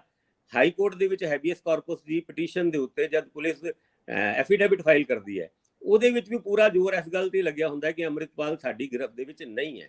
ਹੁਣ ਅੰਮ੍ਰਿਤਪਾਲ ਹੈ ਕਿੱਥੇ, ਇਹ ਪੁਲਿਸ ਨੂੰ ਪਤਾ ਹੈ ਕਿ ਨਹੀਂ ਪਤਾ? ਅੱਗੇ ਚੱਲ ਕੇ ਪੁਲਿਸ ਖੁਦ ਦੱਸੇਗੀ। ਸਰੈਂਡਰ ਕਰਦਾ ਹੈ ਜਾਂ ਗ੍ਰਿਫਤਾਰ ਹੁੰਦਾ ਹੈ ਜਾਂ ਫਿਰ ਕਿਸੇ ਦੂਜੀ ਕੰਟਰੀ ਦੇ ਵਿੱਚ ਭੱਜ ਜਾਂਦਾ ਹੈ। ਇਹਨਾਂ ਸਾਰੀ ਗੱਲਾਂ ਦੇ ਉੱਤੇ ਖਬਰਾਂ ਦਾ ਬਾਜ਼ਾਰ ਗਰਮ ਹੈ। ਬਿਲਕੁਲ, ਖਬਰਾਂ ਦਾ ਬਾਜ਼ਾਰ ਗਰਮ ਹੈ। ਨਾਲ ਇਹ ਵੀ ਖਬਰ ਦੇ ਵਿੱਚ ਇੱਕ ਪੱਖ ਦਿੱਤਾ ਗਿਆ ਕਿ ਕੀ ਜਲੰਧਰ ਦੀ ਜ਼ਿਮਨੀ ਚੋਣ ਨੂੰ ਲੈ ਕੇ ਕੋਈ ਬਹੁਤ ਸਖਤ ਹੱਥ ਨਹੀਂ ਪਾਇਆ ਜਾ ਰਿਹਾ? ਕਿ ਇਸ ਧਾਰਮਿਕ ਡੇਰੇ ਜਾਂ ਇਹਦੇ ਨਾਲ ਸੰਬੰਧਿਤ ਫਾਲੋਅਰਸ ਦੀਆਂ ਸੈਂਟੀਮੈਂਟਸ ਨੂੰ ਧਿਆਨ 'ਚ ਰੱਖਦਿਆਂ ਕੋਈ ਸਖਤ ਕਾਰਵਾਈ ਨਹੀਂ ਕੀਤੀ ਗਈ? ਇਹ ਸਾਰੇ ਸਵਾਲ ਤਾਂ ਉੱਠਣਗੇ ਜੇਕਰ ਇਸ ਸਟੋਰੀ ਨੂੰ ਐਜ ਸੱਚ ਐਜ ਇਟ ਇਜ਼ ਅਸੀਂ ਮੰਨ ਲਈਏ ਕਿ ਇਹ ਬਿਲਕੁਲ ਦਰੁਸਤ ਹੈ, ਤੱਥਾਂ ਤੇ ਆ, ਅਫੀਸ਼ੀਅਲਸ ਦੀ ਅੰਦਰ ਖਾਤੇ ਹੋਈ ਰਿਪੋਰਟ ਦੇ ਆਧਾਰ ਤੇ ਹੈ, ਕਿਉਂਕਿ ਸੋਰਸ ਤੋਂ ਬਿਨਾਂ ਕੋਈ ਵੀ ਜਰਨਲਿਸਟ ਕਦੇ ਖਬਰ ਨਹੀਂ ਇਸ ਤਰ੍ਹਾਂ ਪ੍ਰਕਾਸ਼ਿਤ ਕਰਦਾ। ਜੇ ਇਹ ਸੱਚ ਹੈ, ਜਿਹਨੂੰ ਅਸੀਂ ਸੱਚ ਮੰਨ ਹੀ ਰਹੇ ਹਾਂ, ਤਾਂ ਫਿਰ ਇਹ ਕਾਫੀ ਅਹਿਮ ਸਵਾਲ ਸਾਰੇ ਪੰਜਾਬ ਦੇ ਸਾਹਮਣੇ ਕਿ ਸਾਡਾ ਤੰਤਰ ਕਰਦਾ ਕਿਵੇਂ ਆ, ਕੰਮ ਕਿਵੇਂ ਕਰਦਾ, ਔਰ ਉਹ ਵੱਡੇ ਹਿੱਤਾਂ ਨੂੰ ਧਿਆਨ 'ਚ ਰੱਖਦਾ, ਸੌੜੇ ਹਿੱਤਾਂ ਨੂੰ ਧਿਆਨ 'ਚ ਰੱਖਦਾ, ਉਹ ਕਿਵੇਂ ਵਰਕ ਕਰਦਾ। ਜਿਹੜੀ ਹੋੜ ਦੀ ਗੱਲ ਆ ਕਿ ਕੌਣ ਫੜ ਕੇ ਇਨਾਮ ਤੇ ਇੱਕ ਦਾ ਰੈਂਕ ਵੱਧ ਲਵੇ, ਇਹ ਵੀ ਵੱਡੇ ਸਵਾਲ ਆ। ਇੰਦਰਪ੍ਰੀਤ ਜੀ, ਤੁਸੀਂ ਕਾਫੀ ਵਿਚਰਦੇ ਰਹਿੰਦੇ ਹੋ ਚੰਡੀਗੜ੍ਹ ਦੇ ਘੇਰਿਆਂ 'ਚ, ਉੱਥੇ ਚਰਚਾ ਤਾਂ ਚੱਲਦੀ ਰਹਿੰਦੀ ਆ। ਕੁਝ ਹਲਕੇ ਤਾਂ ਜਿਹੜੀ ਗੈਰ ਰਸਮੀ ਗੱਲਬਾਤ ਦੇ ਵਿੱਚ ਨਾ ਛਾਪਣ ਤੇ ਬੋਲਣ ਤੇ ਇਹ ਕਹਿ ਹੀ ਦਿੰਦੇ ਆ ਕਿ ਉਹ ਤਾਂ ਜੀ ਪਤਾ ਹੀ ਆ ਕਿੱਥੇ ਆ, ਕਿਵੇਂ ਆ। ਇਹ ਥੋੜਾ ਜਿਹਾ ਤੁਸੀਂ ਜ਼ੁਬਾਨ ਦਿਓ, ਫਿਰ ਤੁਹਾਡੇ ਹਿੱਸੇ ਦਾ ਵੀ ਸਵਾਲ ਬਹੁਤ ਵੱਡਾ। ਰੰਧਾਵਾ ਸਾਹਿਬ, ਇਹ ਜਿਹੜੀ ਭਾਸਕਰ ਸਾਹਿਬ ਨੇ ਸਾਰੀ ਰਿਪੋਰਟ ਦਾ ਜ਼ਿਕਰ ਕੀਤਾ ਹੈ, ਦੇਖੋ ਇਹਦੇ 'ਚ ਕਈ ਇਸ਼ੂਜ਼ ਨੇ। ਬਾਕੀ ਤੁਸੀਂ ਠੀਕ ਆ, ਇੱਥੇ ਵੀ ਜਦੋਂ ਮਤਲਬ ਇੰਟੈਲੀਜੈਂਸ ਤੋਂ ਜਾਂ ਕਿਤੇ ਹੋਰ ਜਿਹੜੇ ਸੀਨੀਅਰ ਆਫੀਸ਼ੀਅਲਸ ਨੇ ਪੰਜਾਬ ਪੁਲਿਸ ਦੇ, ਜਦੋਂ ਤੁਸੀਂ ਉਹਨਾਂ ਨਾਲ ਗੱਲ ਕਰੋ ਤਾਂ ਉਹਨਾਂ ਨੂੰ ਉਹ ਦਬੇ ਜ਼ੁਬਾਨ 'ਚ ਤਾਂ ਕਹਿ ਦਿੰਦੇ ਆ ਕਿ ਹਾਂ ਯਾਰ ਪਤਾ ਹੀ ਹੈ ਤੁਹਾਨੂੰ ਸਾਰਿਆਂ ਨੂੰ ਕਿੱਥੇ, ਕਿਉਂ ਸਾਡੇ ਮੂੰਹ ਅਖਵਾਉਂਦੇ ਹੋ, ਠੀਕ ਹੈ। ਤੇ ਇਹਦਾ ਮਤਲਬ ਇਹ ਹੈਗਾ ਕਿ ਕਿਤੇ ਨਾ ਕਿਤੇ ਜਿਹੜਾ ਸੈਂਟਰ ਔਰ ਸਟੇਟ ਦੇ ਵਿੱਚ ਇੱਕ ਚੂਹੇ ਬਿੱਲੀ ਦਾ ਖੇਲ ਜਿਹਾ ਚੱਲ ਰਿਹਾ ਨਾ, ਇਹ ਵੀ ਇਸ ਕੇਸ ਦੇ ਵਿੱਚ ਬੜਾ ਇੰਪੋਰਟੈਂਟ ਹੈ। ਦੂਜੀ ਗੱਲ ਇਹਦੇ ਵਿੱਚ ਜਿਵੇਂ ਕਹੀ ਗਈ, ਭਾਸਕਰ ਸਾਹਿਬ ਨੇ ਵੀ ਕਿਹਾ ਵੀ ਜਿਹੜੀ ਮੀਟਿੰਗ ਹੋਈ ਸੀ 27 ਤਰੀਕ ਨੂੰ ਉੱਥੇ, ਕਿ ਵੀ ਉਹ ਸਰੈਂਡਰ ਕਰ ਦੇਗਾ 7 ਤਰੀਕ ਨੂੰ ਜਾਂ ਵਿਸਾਖੀ ਵਾਲੇ ਦਿਨ। ਦੇਖੋ ਅਗਰ ਤੁਸੀਂ ਉਹਨੂੰ ਠੀਕ ਮੰਨੋ ਤਾਂ ਫਿਰ ਉਹਦੇ ਵੀਡੀਓਜ਼ ਨਾਲ ਉਹ ਬਿਲਕੁਲ ਮੈਚ ਨਹੀਂ ਕਰਦਾ। ਵੀਡੀਓਜ਼ 'ਚ ਉਹ ਕਹਿ ਰਿਹਾ ਕਿ ਵੀ ਨਹੀਂ ਮੈਂ ਸਰੈਂਡਰ ਨਹੀਂ ਕਰੂੰਗਾ, ਠੀਕ ਹੈ, ਤਾਂ ਉਹ ਬਿਲਕੁਲ ਮੈਚ ਨਹੀਂ ਹੁੰਦਾ। ਇਹਦਾ ਕਿਤੇ ਨਾ ਕਿਤੇ ਇਹ ਜਿਹੜੇ ਰੋਲ ਘਚੋਲੇ ਜਿਹੇ ਨੇ ਨਾ, ਇਸ ਤੋਂ ਕੋਈ ਸਥਿਤੀਆਂ ਸਪਸ਼ਟ ਨਹੀਂ ਹੋ ਰਹੀਆਂ। ਬਹੁਤ ਆਪਾਂ ਬਾਰ-ਬਾਰ ਇਸੇ ਪਲੇਟਫਾਰਮ ਤੇ ਗੱਲ ਕਰਦੇ ਆ ਕਿ ਸਥਿਤੀਆਂ ਸਪਸ਼ਟ ਨਹੀਂ ਹੋ ਰਹੀਆਂ। ਕੌਣ ਇਹਦੇ ਵਿੱਚ ਕੀ ਪੋਲੀਟੀਕਲ ਮਾਈਲੇਜ ਕੋਈ ਦੇਖ ਰਿਹਾ ਹੈ? ਗਵਰਨਮੈਂਟ ਆਫ ਇੰਡੀਆ ਦੇਖ ਰਹੀ ਹੈ ਜਾਂ ਸਟੇਟ ਗਵਰਨਮੈਂਟ ਦੇਖ ਰਹੀ ਹੈ? ਕਿਉਂਕਿ ਜਲੰਧਰ ਵੀ ਬਾਈ ਇਲੈਕਸ਼ਨ ਹੈ ਔਰ ਇੱਥੇ ਡੇਰਿਆਂ ਦੀ ਬਹੁਤ ਅਹਿਮ ਭੂਮਿਕਾ ਹੈ। ਸੱਚਖੰਡ ਬੱਲਾਂ ਵਾਲਾ ਤੇ ਸਾਰੇ ਇਸ ਟਾਈਮ ਜਾਈ ਜਾ ਰਹੇ ਨੇ। ਹੋਰ ਵੀ ਕਈ ਡੇਰੇ ਨੇ, ਕੱਲਾ ਉਹ ਨਹੀਂ ਹੈ, ਹੋਰ ਵੀ ਕਈ ਡੇਰੇ ਨੇ। ਤੇ ਜਿੰਨੇ ਹੁਣ ਤੁਸੀਂ ਬਾਬਾ ਨਿਧਾਨ ਸਿੰਘ ਵਾਲਿਆਂ ਦੀ ਗੱਲ ਕੀਤੀ ਹੈ, ਉਹਨਾਂ ਦਾ ਬਹੁਤ ਵੱਡਾ ਉੱਥੇ ਨੰਦੇੜ ਸਾਹਿਬ ਉਹਨਾਂ ਦਾ ਸਿਸਟਮ ਚੱਲਦਾ ਹੈ, ਲੰਗਰ ਪਾਣੀ ਦਾ ਤੇ ਰਿਹਾਇਸ਼ਾਂ ਦਾ, ਉਹਨਾਂ ਦਾ ਬਹੁਤ ਵੱਡਾ ਸਿਸਟਮ ਹੈ। ਤੇ ਇਹਨਾਂ ਦੀ ਜਿਹੜੀ ਗੱਡੀ ਵੀ ਫੜੀ ਗਈ ਸੀ, ਉਸ 'ਚ ਵੀ ਉਹੀ ਸੀ ਗੱਡੀ ਜਿਹਦੇ ਬਾਰੇ ਕਿਹਾ ਜਾ ਰਿਹਾ ਸੀ ਵੀ ਇਸ ਗੱਡੀ ਦੇ ਵਿੱਚ ਫਰਾਰ ਹੋਏ ਹੈ। ਤਾਂ ਸਾਰੀ ਜਿਹੜੀਆਂ ਚੀਜ਼ਾਂ ਨੇ, ਇਹ ਜਿਹਨੂੰ ਤੁਸੀਂ ਆਪਸ ਵਿੱਚ ਜੋੜ ਕੇ ਦੇਖੋ ਤਾਂ ਫਿਰ ਐਂ ਲੱਗਦਾ ਕਿ ਯਾਰ ਲੋਕਾਂ ਨੂੰ ਬਹੁਤ ਰੋਲ ਘਚੋਲੇ 'ਚ ਪਾ ਕੇ ਨਾ ਕੋਈ ਹੋਰ ਮਕਸਦ ਸਿੱਧ ਕੀਤੇ ਜਾ ਰਹੇ ਹੈ। ਬਿਲਕੁਲ, ਔਰ ਇਹ ਆਮ ਸਧਾਰਨ ਬੁੱਧੀ ਵਾਲਾ ਵੀ ਬੰਦਾ ਕਿਸੇ ਵੇਲੇ ਸਵਾਲ ਕਰ ਦਿੰਦਾ ਹੈ ਕਿ ਯਾਰ ਜੋ ਤੁਸੀਂ ਸਵੇਰੇ ਬੋਲਿਆ ਸੀ, ਐਵੇਂ ਬੋਲਣ ਦੀ ਖਾਤਰ ਬੋਲਿਆ, ਪਤਾ ਤਾਂ ਹੈ, ਤੁਸੀਂ ਦੱਸੋ 100 ਗੱਡੀਆਂ ਪਿੱਛੇ ਲੱਗੀਆਂ, ਹੁਣ ਬੰਦਾ ਕਿੱਥੇ ਭੱਜ ਕੇ ਚੱਲ ਜੂ? ਕਿੱਥੋਂ ਬੰਦਾ, ਜਦੋਂ ਚੱਪੇ ਤੇ ਪੁਲਿਸ ਕਿਸੇ ਨੂੰ ਫੜਨ ਲਈ ਲੱਗੀ ਹੋਵੇ, ਨੋਟਿਸ ਜਾਰੀ ਹੋਏ ਹੋਣ, ਸਾਰਾ ਕੁਝ ਹੋਇਆ ਹੋਵੇ, ਔਰ ਇੰਨਾ ਮੋਸਟ ਵਾਂਟਡ ਬੰਦਾ ਕਿੱਥੋਂ ਲੁਕ ਸਕਦਾ ਯਾਰ? ਕੌਣ ਉਹਨੂੰ ਸ਼ੈਲਟਰ ਦੇ ਸਕਦਾ ਹੈ? ਸੋਚ ਕੇ ਦੇਖੋ ਕਿਹੜਾ ਬਲਦੀ ਅੱਗ ਦੇ ਵਿੱਚ ਹੱਥ ਪਾਉਂਦਾ ਅੱਜ ਕੱਲ ਦੇ ਦੌਰ ਦੇ ਵਿੱਚ। ਇਹ ਸਵਾਲ ਜਦੋਂ ਆਮ ਸਧਾਰਨ ਬੰਦਾ ਪੁੱਛਦਾ, ਫਿਰ ਨਾਲ ਇਹ ਗੱਲ ਠੀਕ ਹੋ ਜਾਂਦੀ ਕਿ ਵਰਦੀ ਅੱਗ ਚੋਂ ਕੱਢਿਆ ਕਿਹਨੇ? ਇੱਕ ਫੜਨ ਵਾਲਾ ਸੀ, ਦੂਜਾ ਕਢਾਉਣ ਵਾਲਾ ਸੀ। ਕਿਤੇ ਇੰਜ ਤਾਂ ਨਹੀਂ ਕੋਈ ਕਢਾਉਣ ਵਾਲਾ ਸੀ ਤੇ ਕੋਈ ਛਪਾਉਣ ਵਾਲਾ ਸੀ ਤੇ ਕੋਈ ਉਹਨੂੰ ਇਧਰੋਂ ਉਧਰ ਪਹੁੰਚਾਉਣ ਵਾਲਾ ਸੀ। ਇਹ ਸਾਰੀ ਜਿਹੜੀ ਇਹ ਸਵਾਲ ਨੇ, ਅਸੀਂ ਸਾਡੇ ਨਹੀਂ, ਇਹ ਲੋਕਾਂ ਚੋਂ ਆਉਂਦੇ ਸਵਾਲ ਆ ਕਿ ਜੋ ਕੁਝ ਵੀ ਹੋ ਰਿਹਾ ਇਹ ਇੰਨਾ ਸਹਿਜ ਦਿਖਾਇਆ ਜਾ ਰਿਹਾ, ਇੰਨਾ ਸਹਿਜ ਵਾਪਰ ਹੀ ਨਹੀਂ ਸਕਦਾ। ਹਰ ਬੰਦਾ ਕਹਿੰਦਾ ਆਪਣੇ ਤੇ ਲਾ ਕੇ ਦੇਖੋ ਕਿੱਦਾਂ ਵਾਪਰ ਸਕਦਾ। ਔਰ ਅੰਮ੍ਰਿਤਪਾਲ ਕੋਈ ਇਸ ਤਰੀਕੇ ਦਾ ਉਹਦੇ ਕੋਲ ਸੈਟਅਪ ਨਹੀਂ ਸੀ 6 ਮਹੀਨਿਆਂ 'ਚ ਬਣ ਗਿਆ ਕਿ ਉਸ ਵਿਅਕਤੀ ਲਈ ਇੱਕ ਤਰ੍ਹਾਂ ਨਾਲ ਪੂਰਾ ਸਮਾਜ ਖੜਾ ਹੋ ਜਾਏ ਕਿ ਆਓ ਤੁਸੀਂ ਸਾਡੇ ਵੱਲ, ਅਸੀਂ ਤੁਹਾਨੂੰ ਲੁਕਾ ਕੇ ਰੱਖਦੇ ਹਾਂ। ਇਹ ਸਾਰੇ ਸਵਾਲ ਬੜੇ ਵੱਡੇ ਨੇ। ਸ਼੍ਰੋਮਣੀ ਕਮੇਟੀ ਨੇ ਦਿਬੜੂਗੜ੍ਹ ਦੇ ਵਿੱਚ ਜਿਹੜੇ ਨਜ਼ਰਬੰਦ ਕੀਤੇ NSA ਦੇ ਅਧੀਨ, ਉਹਨਾਂ ਲਈ ਆਪਣੇ ਵਕੀਲਾਂ ਦੀ ਟੀਮ ਭੇਜਣ ਦਾ ਫੈਸਲਾ ਕੀਤਾ। ਇਹ ਸਾਰੇ ਸਵਾਲ ਐਡਰੈਸ ਹੁੰਦੇ ਰਹਿਣਗੇ, ਪਰ ਇਸ ਸਟੋਰੀ ਨੇ ਸਟੇਟ ਦੇ ਸਾਹਮਣੇ ਵੱਡਾ ਪ੍ਰਸ਼ਨ ਖੜਾ ਕਰਤਾ, ਤੰਤਰ ਦੇ ਸਾਹਮਣੇ ਪ੍ਰਸ਼ਨ ਖੜਾ ਕਰਤਾ। ਇਹਦਾ ਜੇ ਜਵਾਬ ਨਹੀਂ ਦਿੱਤਾ ਜਾਂਦਾ ਤਾਂ ਫਿਰ ਦਾਲ ਚ ਕਾਲਾ ਹੋਰ ਲੱਗਦਾ ਰਹੂਗਾ। ਅਦਰਵਾਈਜ਼ ਪੰਜਾਬ ਪੁਲਿਸ ਜਾਂ ਅੱਜ ਸੁਖਚੈਨ ਸਿੰਘ ਗਿੱਲ ਜਾਂ ਕੋਈ ਹੋਰ ਕਿਸੇ ਪੱਧਰ ਤੇ ਜੇ ਇਹਦੀ ਵਿਆਖਿਆ ਕਰ ਸਕੇ ਤਾਂ ਚੰਗਾ ਹੋਊਗਾ। ਭਾਸਕਰ ਸਾਹਿਬ। ਹਾਂਜੀ ਜੀ, ਬਾਬਾ ਨਿਧਾਨ ਸਿੰਘ ਦੇ ਗੁਰਦੁਆਰੇ ਦੀ ਗੱਲ ਕੀਤੀ ਹੈ ਇੰਦਰਪ੍ਰੀਤ ਹੋਰਾਂ ਨੇ। ਇਹਨਾਂ ਦੇ 50 ਗੁਰਦੁਆਰੇ ਤੇ ਪੰਜਾਬ ਦੇ ਵਿੱਚ ਹੀ ਹੈਗੇ ਨੇ ਤੇ 250 ਦੇ ਕਰੀਬ ਗੁਰਦੁਆਰੇ ਪੂਰੇ ਇੰਡੀਆ ਦੇ ਵਿੱਚ ਹੈਗੇ ਨੇ। ਔਰ ਜਿੱਥੇ ਤੱਕ ਤੁਸੀਂ ਇਹ ਗੱਲ ਕਹੀ ਹੈ ਕਿ ਪੁਲਿਸ ਨੇ ਜਾਣਬੁੱਝ ਕੇ ਬਹੁਤਾ ਐਕਸ਼ਨ ਨਹੀਂ ਲਿੱਤਾ, ਉਹਦਾ ਕਾਰਨ ਇਹ ਵੀ ਦੱਸਿਆ ਜਾ ਰਿਹਾ ਹੈ ਕਿ ਜਿਸ ਤਰ੍ਹਾਂ ਜਲੰਧਰ ਦੇ ਵਿੱਚ ਜਿਮਨੀ ਚੋਣ ਹੈ ਔਰ ਗੁਰਦੁਆਰੇ ਦੇ ਵਿੱਚ ਜਾਂ ਇਸ ਤਰੀਕੇ ਨਾਲ ਬਾਬਾ ਨਿਧਾਨ ਸਿੰਘ ਜਿਹੜਾ ਸਾਰਾ ਸਿਸਟਮ ਜਿਹਾ ਹੈਗਾ ਉਹਦੇ ਖਿਲਾਫ ਕੋਈ ਐਕਸ਼ਨ ਲੈਂਦੇ ਤੇ ਗੱਲ ਨਿਕਲ ਜਾਂਦੀ। ਇਹ ਵੀ ਗੱਲ ਅੰਦਰ ਖਾਤੇ ਨਿਕਲ ਕੇ ਆ ਰਹੀ ਹੈ ਕਿ ਐਕਸ਼ਨ ਸਿਰਫ ਇਸ ਕਰਕੇ ਨਹੀਂ ਲਿੱਤਾ ਕਿ ਕੋਈ ਰੋਲਾ ਨਾ ਪੈ ਜਾਏ। ਔਰ ਇਹ ਵੀ ਗੱਲ ਨਿਕਲ ਕੇ ਆ ਰਹੀ ਹੈ ਕਿ 27 ਮਾਰਚ ਨੂੰ ਪੁਲਿਸ ਨੂੰ ਪਤਾ ਸੀ ਕਿ ਇਸ ਗੁਰਦੁਆਰੇ ਦੇ ਵਿੱਚ ਪਪਲਪ੍ਰੀਤ ਤੇ ਅੰਮ੍ਰਿਤਪਾਲ ਹੈ, ਫਿਰ ਵੀ ਅਰੈਸਟ ਨਹੀਂ ਕੀਤਾ। ਇਹ ਗੱਲ ਸਮਝ ਤੋਂ ਬਾਹਰ ਤੇ ਜ਼ਰੂਰ ਹੈ, ਪਰ ਜਿਹਨੂੰ ਸਮਝ ਆਣੀ ਚਾਹੀਦੀ ਹੈ ਉਹਨੂੰ ਚੰਗੇ ਤਰੀਕੇ ਨਾਲ ਸਮਝ ਆ ਰਹੀ ਹੈ ਕਿਉਂ ਐਕਸ਼ਨ ਨਹੀਂ ਲਿੱਤਾ। ਦੇਖੋ, ਜੇ ਉਹਨਾਂ ਨੂੰ ਪਤਾ ਸੀ ਤੇ ਉਹ ਕੋਈ ਵੀ ਧਾਰਮਿਕ ਭਾਵਨਾਵਾਂ ਨਾਲ ਖੇਡਣਾ ਨਹੀਂ ਸੀ ਚਾਹੁੰਦੇ। ਮੇਰਾ ਸਵਾਲ ਹੈ, ਇਸ ਸਟੋਰੀ ਤੇ ਵੀ ਸਵਾਲ ਹੈ ਕਿ ਜੇ ਉਹ ਪੁਲਿਸ ਨੂੰ ਪਤਾ ਸੀ ਉਹਨਾਂ ਦੀ ਰੋਜ਼ ਕਿਰਕਰੀ ਹੋ ਰਹੀ ਸੀਗੀ ਤੇ ਉਹ ਅੰਦਰ ਤਾਂ ਨਾ ਜਾਂਦੇ, ਕੋਈ ਮੁਸ਼ਕਲ ਨਹੀਂ ਸੀ। ਪਰ ਕਿੰਨਾ ਕੁ ਔਖਾ ਸੀ ਇੱਕ ਡੇਰੇ ਨੂੰ, ਐਡੀ ਕਿਹੜੀ ਗੱਲ ਜੇ ਦੇਖਣਾ ਹੋਵੇ। ਅਜੇ ਇਸ ਸਟੋਰੀ ਨੂੰ ਤੁਸੀਂ ਟੇਢੀ ਨਜ਼ਰ ਨਾਲ ਤੱਕ ਸਕਦੇ ਹੋ ਕਿ ਇਹਦਾ ਸੋਰਸ ਕੀ ਆ, ਕਿਵੇਂ ਅੱਗੇ ਵਧੀ, ਪੁਲਿਸ ਇੱਥੇ ਰਿਐਕਟ ਕਰਦੀ ਕਿ ਨਹੀਂ। ਉਂਝ ਵੈਸੇ ਇਹ ਡੇਰਾ ਜਿਹੜਾ ਇਹ ਲੰਗਰਾਂ ਲਈ, ਬਾਕੀ ਚੀਜ਼ਾਂ ਲਈ ਜਾਣਿਆ ਜਾਂਦਾ, ਇਹਦੇ ਪ੍ਰਤੀ ਸਾਡਾ ਸਤਿਕਾਰ ਹੈ। ਔਰ ਸਾਡਾ ਇਸ ਸਟੋਰੀ ਦੇ ਵਿੱਚ ਇਸ ਡੇਰੇ ਦੇ ਨਾਲ ਜੁੜੇ ਲੋਕਾਂ ਦੀਆਂ ਜਾਂ ਕਿਸੇ ਵੀ ਤਰ੍ਹਾਂ ਦੀਆਂ ਭਾਵਨਾ ਨਾਲ ਖੇਡਣਾ, ਖਲਵਾੜ ਕਰਨਾ ਨਹੀਂ। ਜੋ ਸਟੋਰੀ ਹੈ ਅਸੀਂ ਉਹਨੂੰ ਅੱਗੇ ਵਧਾ ਰਹੇ ਹਾਂ ਕਿਉਂਕਿ ਧਰਮ ਬਹੁਤ ਸੰਵੇਦਨਸ਼ੀਲ ਮਾਮਲਾ ਹੈ ਤੇ ਇਹਦੇ ਵਿੱਚ ਮੈਨੂੰ ਨਹੀਂ ਲੱਗਦਾ ਕਿ ਸਾਡੇ ਵਰਗੇ ਛੋਟੇ ਬੰਦਿਆਂ ਦੀ ਕੋਈ ਟਿੱਪਣੀ ਜਾਇਜ਼ ਬਣਦੀ ਹੈ। ਇੰਦਰਪ੍ਰੀਤ ਜੀ ਅੱਗੇ ਵਧੀਏ। SIT ਤੇ SIT, STF ਤੇ SIT, ਇਹ ਇੱਕ ਰੌਲਾ ਰੱਪਾ ਤੇ ਫਿਰ ਇਹ ਮੁੜ ਕੇ ਅਦਾਲਤ ਵਿੱਚ ਇੱਕ ਹੋਰ ਫੁੱਟਬਾਲ ਇੱਕ ਗੇਮ ਚੱਲਦੀ ਰਹੀ ਕਈ ਸਾਲਾਂ ਤੱਕ। ਹੁਣ ਜਦੋਂ ਜੱਜ ਸਾਹਿਬਾਨ ਨੇ ਇਹ ਕਰਤਾ, ਅੱਛਾ ਇਹਦੇ ਪਿੱਛੇ ਵੀ ਇੱਕ ਤੁਹਾਨੂੰ ਯਾਦ ਹੋਣਾ, ਆਪਾਂ ਇਸੇ ਹੀ ਮੰਚ ਤੋਂ ਗੱਲ ਕੀਤੀ ਸੀ ਮਹੀਨੇ ਪਹਿਲਾਂ ਕਿ ਗ੍ਰਹਿ ਮੰਤਰਾਲੇ ਵੱਲੋਂ ਇੱਕ ਪੱਤਰ ਲਿਖਿਆ ਗਿਆ ਸੀਗਾ AG ਦਫ਼ਤਰ ਨੂੰ। ਅਨੁਰਾਗ ਵਰਮਾ ਵੱਲੋਂ ਜਿਹੜੇ ਐਡੀਸ਼ਨਲ ਚੀਫ ਸੈਕਟਰੀ ਨੇ ਔਰ ਗ੍ਰਹਿ ਮੰਤਰਾਲਾ ਦੇਖਦੇ ਆ, ਗ੍ਰਹਿ ਵਿਭਾਗ ਦੇਖਦੇ ਆ, ਉਹਨਾਂ ਵੱਲੋਂ ਇੱਕ ਪੱਤਰ ਲਿਖਿਆ ਗਿਆ ਸੀ AG ਦਫ਼ਤਰ ਨੂੰ ਕਿ ਸਰਕਾਰ ਦੀ ਇੱਛਾ ਹੈ ਕਿ ਇਹ ਰਿਪੋਰਟਾਂ ਖਿਲਾਈਆਂ ਜਾਣ। ਉਹਨਾਂ ਨੇ ਡੇਟ ਵਾਈਜ਼ 3 ਦਾ ਜ਼ਿਕਰ ਕੀਤਾ ਸੀਗਾ। ਹੁਣ ਇਹਦੇ 'ਚ ਕੋਈ ਨਵੀਂ ਗੱਲ ਕਹਿਣ ਵਾਲੀ ਹੈ ਜਿਹੜੀ ਮੁੱਖ ਮੰਤਰੀ ਸਾਹਿਬ ਨੇ ਕੱਲ ਕਹੀ ਵੀ ਅਸੀਂ ਸਖਤ ਤੋਂ ਸਖਤ ਕਾਰਵਾਈ ਕਰ ਰਹੇ ਹਾਂ। ਅਖਬਾਰਾਂ ਨੇ ਇਹਨੂੰ ਬਹੁਤ ਅੱਛੇ ਤਰੀਕੇ ਨਾਲ ਰਿਪੋਰਟ ਕੀਤਾ ਹੈ। ਮੁੱਖ ਮੰਤਰੀ ਸਾਹਿਬ ਦੀਆਂ 4 ਲਾਈਨਾਂ ਨੂੰ 4-4 ਕਾਲਮ, 5-5 ਕਾਲਮ ਦੇ ਵਿੱਚ ਲਿਆਂਦਾ ਹੈ। ਇਹਦੇ ਵਿੱਚ ਕੁਝ ਨਵੀਆਂ ਗੱਲਾਂ ਕੱਢ ਕੇ ਦਿਓ। ਰੰਧਾਵਾ ਸਾਹਿਬ, ਇਹ ਜਿਹੜੀ STF ਦੀ ਰਿਪੋਰਟ ਆਈ ਸੀਗੀ ਉਹਦੇ ਵਿੱਚ ਹਾਈ ਕੋਰਟ ਦੇ ਵਿੱਚ ਹਰਪ੍ਰੀਤ ਸਿੱਧੂ ਹੋਰਾਂ ਦੀ, ਜਿਸ 'ਚ ਰਾਜਜੀਤ ਹੋਰਾਂ ਨੂੰ ਤੇ ਇੰਸਪੈਕਟਰ ਇੰਦਰਜੀਤ ਹੋਰਾਂ ਨੂੰ ਉਹਨਾਂ ਦੀ ਭੂਮਿਕਾ ਤੇ ਸਵਾਲ ਉਠਾਏ ਸੀ। ਉਹਦੇ ਵਿੱਚ ਰਾਜਜੀਤ ਹੋਰਾਂ ਨੇ ਇੱਕ ਹਾਈ ਕੋਰਟ ਨੂੰ ਅਪੀਲ ਕੀਤੀ ਸੀ ਕਿ ਜਿਹੜੇ ਹਰਪ੍ਰੀਤ ਸਿੱਧੂ ਹੈ ਉਹਨਾਂ ਦੀ ਜਾਂਚ ਤੇ ਉਹਨਾਂ ਨੂੰ ਕੋਈ ਭਰੋਸਾ ਨਹੀਂ ਹੈ, ਉਹ ਉਹਨਾਂ ਨੂੰ ਗਲਤ ਤਰੀਕੇ ਨਾਲ ਫਸਾ ਸਕਦੇ ਆ। ਤਾਂ ਹਾਈ ਕੋਰਟ ਨੇ 1 ਦਸੰਬਰ ਮਹੀਨੇ 'ਚ 17 ਦੇ ਵਿੱਚ ਇੱਕ SIT ਸਿਧਾਰਥ ਚੱਟੋਪਾਧਿਆਏ ਦੇ ਅਧੀਨ ਬਣਾਈ, ਜਿਹਦੇ 'ਚ ਡਾਇਰੈਕਟਰ ਜਿਹੜੇ ਪ੍ਰਮੋਦ ਕੁਮਾਰ ਨੇ ਉਹ ਸੀਗੇ ਇਨਵੈਸਟੀਗੇਸ਼ਨ ਵਾਲੇ ਔਰ IG ਕੁੰਵਰ ਵਿਜੇ ਪ੍ਰਤਾਪ ਸਿੰਘ ਸੀਗੇ। ਉਹਨਾਂ ਨੇ 3 ਅਲੱਗ-ਅਲੱਗ ਰਿਪੋਰਟਾਂ ਦਿੱਤੀਆਂ ਜਿਹੜੀਆਂ ਦਾ ਹੁਣ ਜ਼ਿਕਰ ਕੀਤਾ, ਜਿਹਦੇ ਲਿਫਾਫੇ ਖੁੱਲ ਗਏ। ਇਹ ਤਿੰਨੋਂ ਰਿਪੋਰਟਾਂ ਦੇ ਵਿੱਚ ਤਾਂ ਸਾਰੇ ਇਹ ਜਿਹੜੇ ਜਿਹੜੇ ਡਰੱਗਸ ਦੇ ਵਿੱਚ ਸ਼ਾਮਲ ਹੈ ਉਹਨਾਂ ਦੇ ਨਾਂ ਹੈਗੇ ਹੀ ਨੇ, ਉਹਨਾਂ ਦੀ ਕੀ ਭੂਮਿਕਾ ਹੈ। ਲੇਕਿਨ ਇੱਕ ਚੌਥੀ ਰਿਪੋਰਟ ਵੀ ਹੈ ਜਿਹਦੇ ਵਿੱਚ ਉਹਨਾਂ ਨੇ ਕਿਹਾ ਵੀ ਜਦੋਂ ਮੈਂ ਰਾਜਜੀਤ ਹੋਰਾਂ ਦੀ ਭੂਮਿਕਾ ਦੀ ਜਾਂਚ ਕਰ ਰਿਹਾ ਸੀ ਤਾਂ ਦਿਨਕਰ ਗੁਪਤਾ ਹੋਰਾਂ ਦਾ ਜਿਹੜੇ ਇੰਟੈਲੀਜੈਂਸ ਚੀਫ ਹੈ ਔਰ ਸੁਰੇਸ਼ ਅਰੋੜਾ ਦੀ ਭੂਮਿਕਾ ਵੀ ਸਾਹਮਣੇ ਆਈ ਹੈ, ਜਿਹਦੇ ਕਰਕੇ ਜਿਹੜੀ ਟੌਪ ਜਿਹੜੀ ਅਫਸਰਸ਼ਾਹੀ ਹੈਗੀ ਹੈ ਪੁਲਿਸ ਦੀ ਉਸ 'ਚ ਬਹੁਤ ਝਗੜਾ ਜਿਹਾ ਹੋ ਗਿਆ ਤੇ ਕੈਪਟਨ ਅਮਰਿੰਦਰ ਸਿੰਘ ਹੋਰਾਂ ਨੂੰ ਵਾਰਨ ਕਰਨਾ ਪਿਆ ਤਿੰਨਾਂ ਨੂੰ ਵੀ ਯਾਰ ਇਹ ਬੰਦ ਕਰੋ ਤੁਸੀਂ ਤਮਾਸ਼ਾ ਜੋ ਕਰ ਰਹੇ ਹੋ। ਇਹ ਤਿੰਨ ਰਿਪੋਰਟਾਂ ਜਿਹੜੀ ਤਾਂ ਪਿਛਲੇ ਹਫਤੇ ਮੰਗਲਵਾਰ ਨੂੰ ਖੋਲਤੀਆਂ ਸੀ ਹਾਈ ਕੋਰਟ ਨੇ। 5 ਸਾਲ ਦੇਖੋ ਇਹ ਬੰਦ ਰਹੀਆਂ। ਨਵਕਿਰਨ ਹੋਰਾਂ ਨੇ ਇਸ ਤੇ 5 ਸਾਲ ਪਹਿਲਾਂ ਦਾ ਕੇਸ ਪਾਇਆ ਹੋਇਆ ਕਿ ਇਹਨੂੰ ਖੋਲੋ ਜਲਦੀ ਤੇ ਇਸ ਤੇ ਕਾਰਵਾਈ ਕਰੋ। 5 ਸਾਲ ਦੀ ਰਿਪੋਰਟਾਂ ਹੁਣ ਪਿਛਲੇ ਮੰਗਲਵਾਰ ਨੂੰ ਹਾਈ ਕੋਰਟ ਨੇ ਖੋਲ ਕੇ ਗਵਰਨਮੈਂਟ ਨੂੰ ਭੇਜੀਆਂ ਨੇ, ਜਿਹੜੀਆਂ ਕੱਲ ਸੀਐਮ ਸਾਹਿਬ ਨੇ ਕਿਹਾ ਜੀ ਉਹ ਮੇਰੇ ਕੋਲ ਆ ਗਈਆਂ ਨੇ ਤੇ ਮੈਂ ਉਸ ਤੇ ਜੋ ਵੀ ਇਨਵੋਲਵ ਹੋਣਗੇ ਉਸ ਤੇ ਕਾਰਵਾਈ ਕਰੂੰਗਾ।